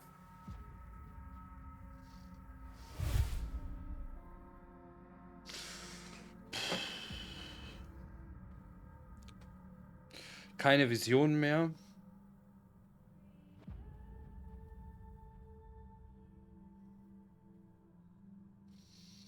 Oder halt das Zeug nehmen. Oder nicht nehmen. Das ist jetzt die Frage. Wenn ich das Zeug nehme, habe ich keine Vision mehr. Könnte in der einen oder anderen Situation positiv sowie negativ sein.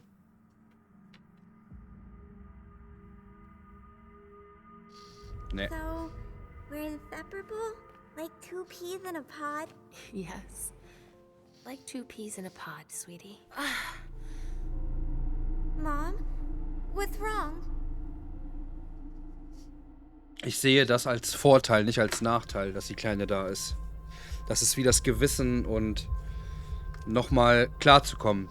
Denn was ja auch passiert ist, während des Einsatzes mit der ist, diese Blutlust, hat die Kleine ja dabei beigetragen, das unter Kontrolle zu bringen. Was ist, wenn die nicht mehr da ist? Habe ich das dann nicht mehr unter Kontrolle? Und deswegen mache ich das nicht. Ich denke, das tut ihrem Geist gut. Sie weiß jetzt, dass die Kleine nicht echt ist, ne? Aber es tut ihrem Geist gut, dass sie da ist. Als Ankerpunkt. Wichtig. Ansonsten müsste ich mich komplett auf den Richard verlassen und bei dem weiß ich nicht zu 100%, was abgeht. Weil der eigene Ziele verfolgt. Aber sie ja nicht. Ne? Deswegen, weil sie das ja auch ist. In Gedanken. Also vertraue ich mir jetzt gerade quasi selber. Und den Fähigkeiten, die hat. Die hat die ja nicht ohne Grund. Und ich glaube, ich würde den Charakter kaputt machen, wenn ich das wegnehmen würde. Und sie wird sich selbst kaputt machen. Einen Teil von sich zu zerstören. Es gehört halt zu ihr. Das ist halt einfach so.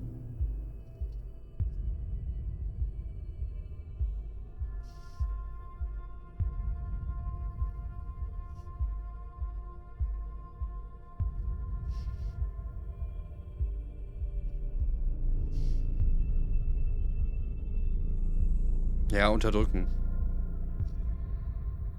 Ist aber nicht gut. dann lieber stellen und eventuell im Laufe des Spiels klar werden, dass sie nicht braucht oder damit abzuschließen. Das ist Therapie. Muss ich den Sachen stellen. Mom? Yes, I'm fine. It's all right.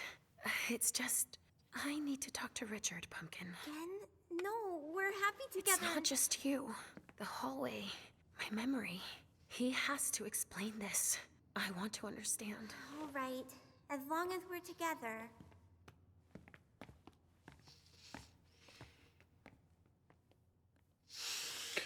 Puh, harte Entscheidung.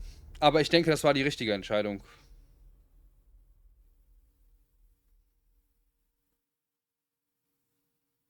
Was sag ich? Alles richtig gemacht.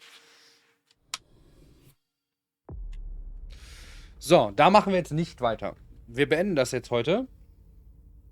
An der Stelle.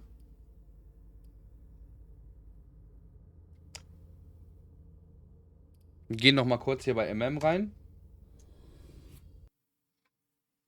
Damit wir das beenden können. Und dann machen wir morgen weiter.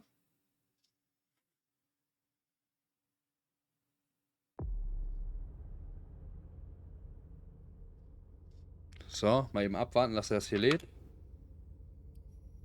Wir haben 70 Punkte noch. Da, wir müssen jetzt gleich Verhandlungen führen. Kann im Dialog verwendet werden, kann fokussiert werden. Ermöglicht das schnelle Erkennen von gesellschaftlichen Konversationen, entsprechende Reaktion drauf. Unnötig. Einschüchtern. Überzeugen. Definitiv. Psychologie. Geistig. Wenn Dialog gleich noch hoch sind, wird der Sieger durch 1% ermittelt. 20 Punkte haben wir noch. Ah, das hat so viel gekostet, oder was? Das kostet 50 Punkte. Psychologie kostet 60 Punkte. Ah, ich denke, überzeugen werden wir brauchen. 20 Punkte haben wir noch.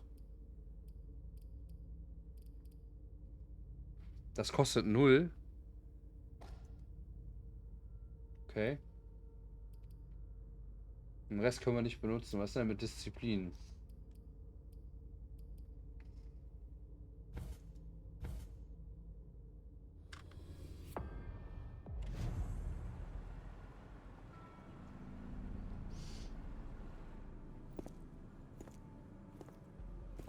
Das war dumm.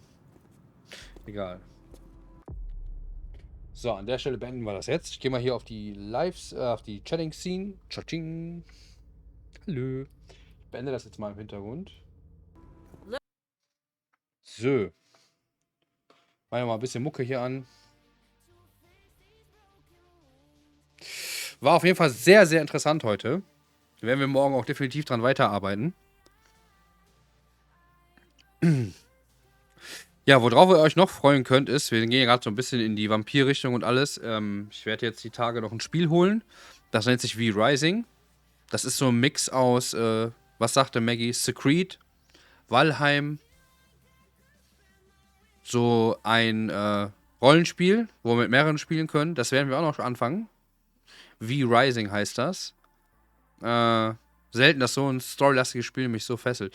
Ja, das ist schon krass. Also Story da drin ist echt super. Und in dem Genre werden wir demnächst ein anderes Spiel anfangen. Das heißt V-Rising. Werde ich mir jetzt die Tage holen. Und damit werden wir wahrscheinlich dann am Mittwoch anfangen. Schauen wir dann zusammen rein. Und ja, es war ein sehr schöner Abend. Und wie es weitergeht, für mich natürlich hier in dem Game und damit ihr auch die Neugier befriedigt bekommt, das werden wir dann morgen erfahren. Ich werde jetzt gleich direkt diesen Teil hier auf YouTube hochladen. Auch mal ein schönes Hallo an YouTube. Und ja, für die, die es verpasst haben, dann wünsche ich euch einen schönen Abend. Kommt gut ans Liegen. Wir hören uns morgen. Hau euch noch ein bisschen Mucke auf die Ohren. Bis morgen. Ciao, ciao.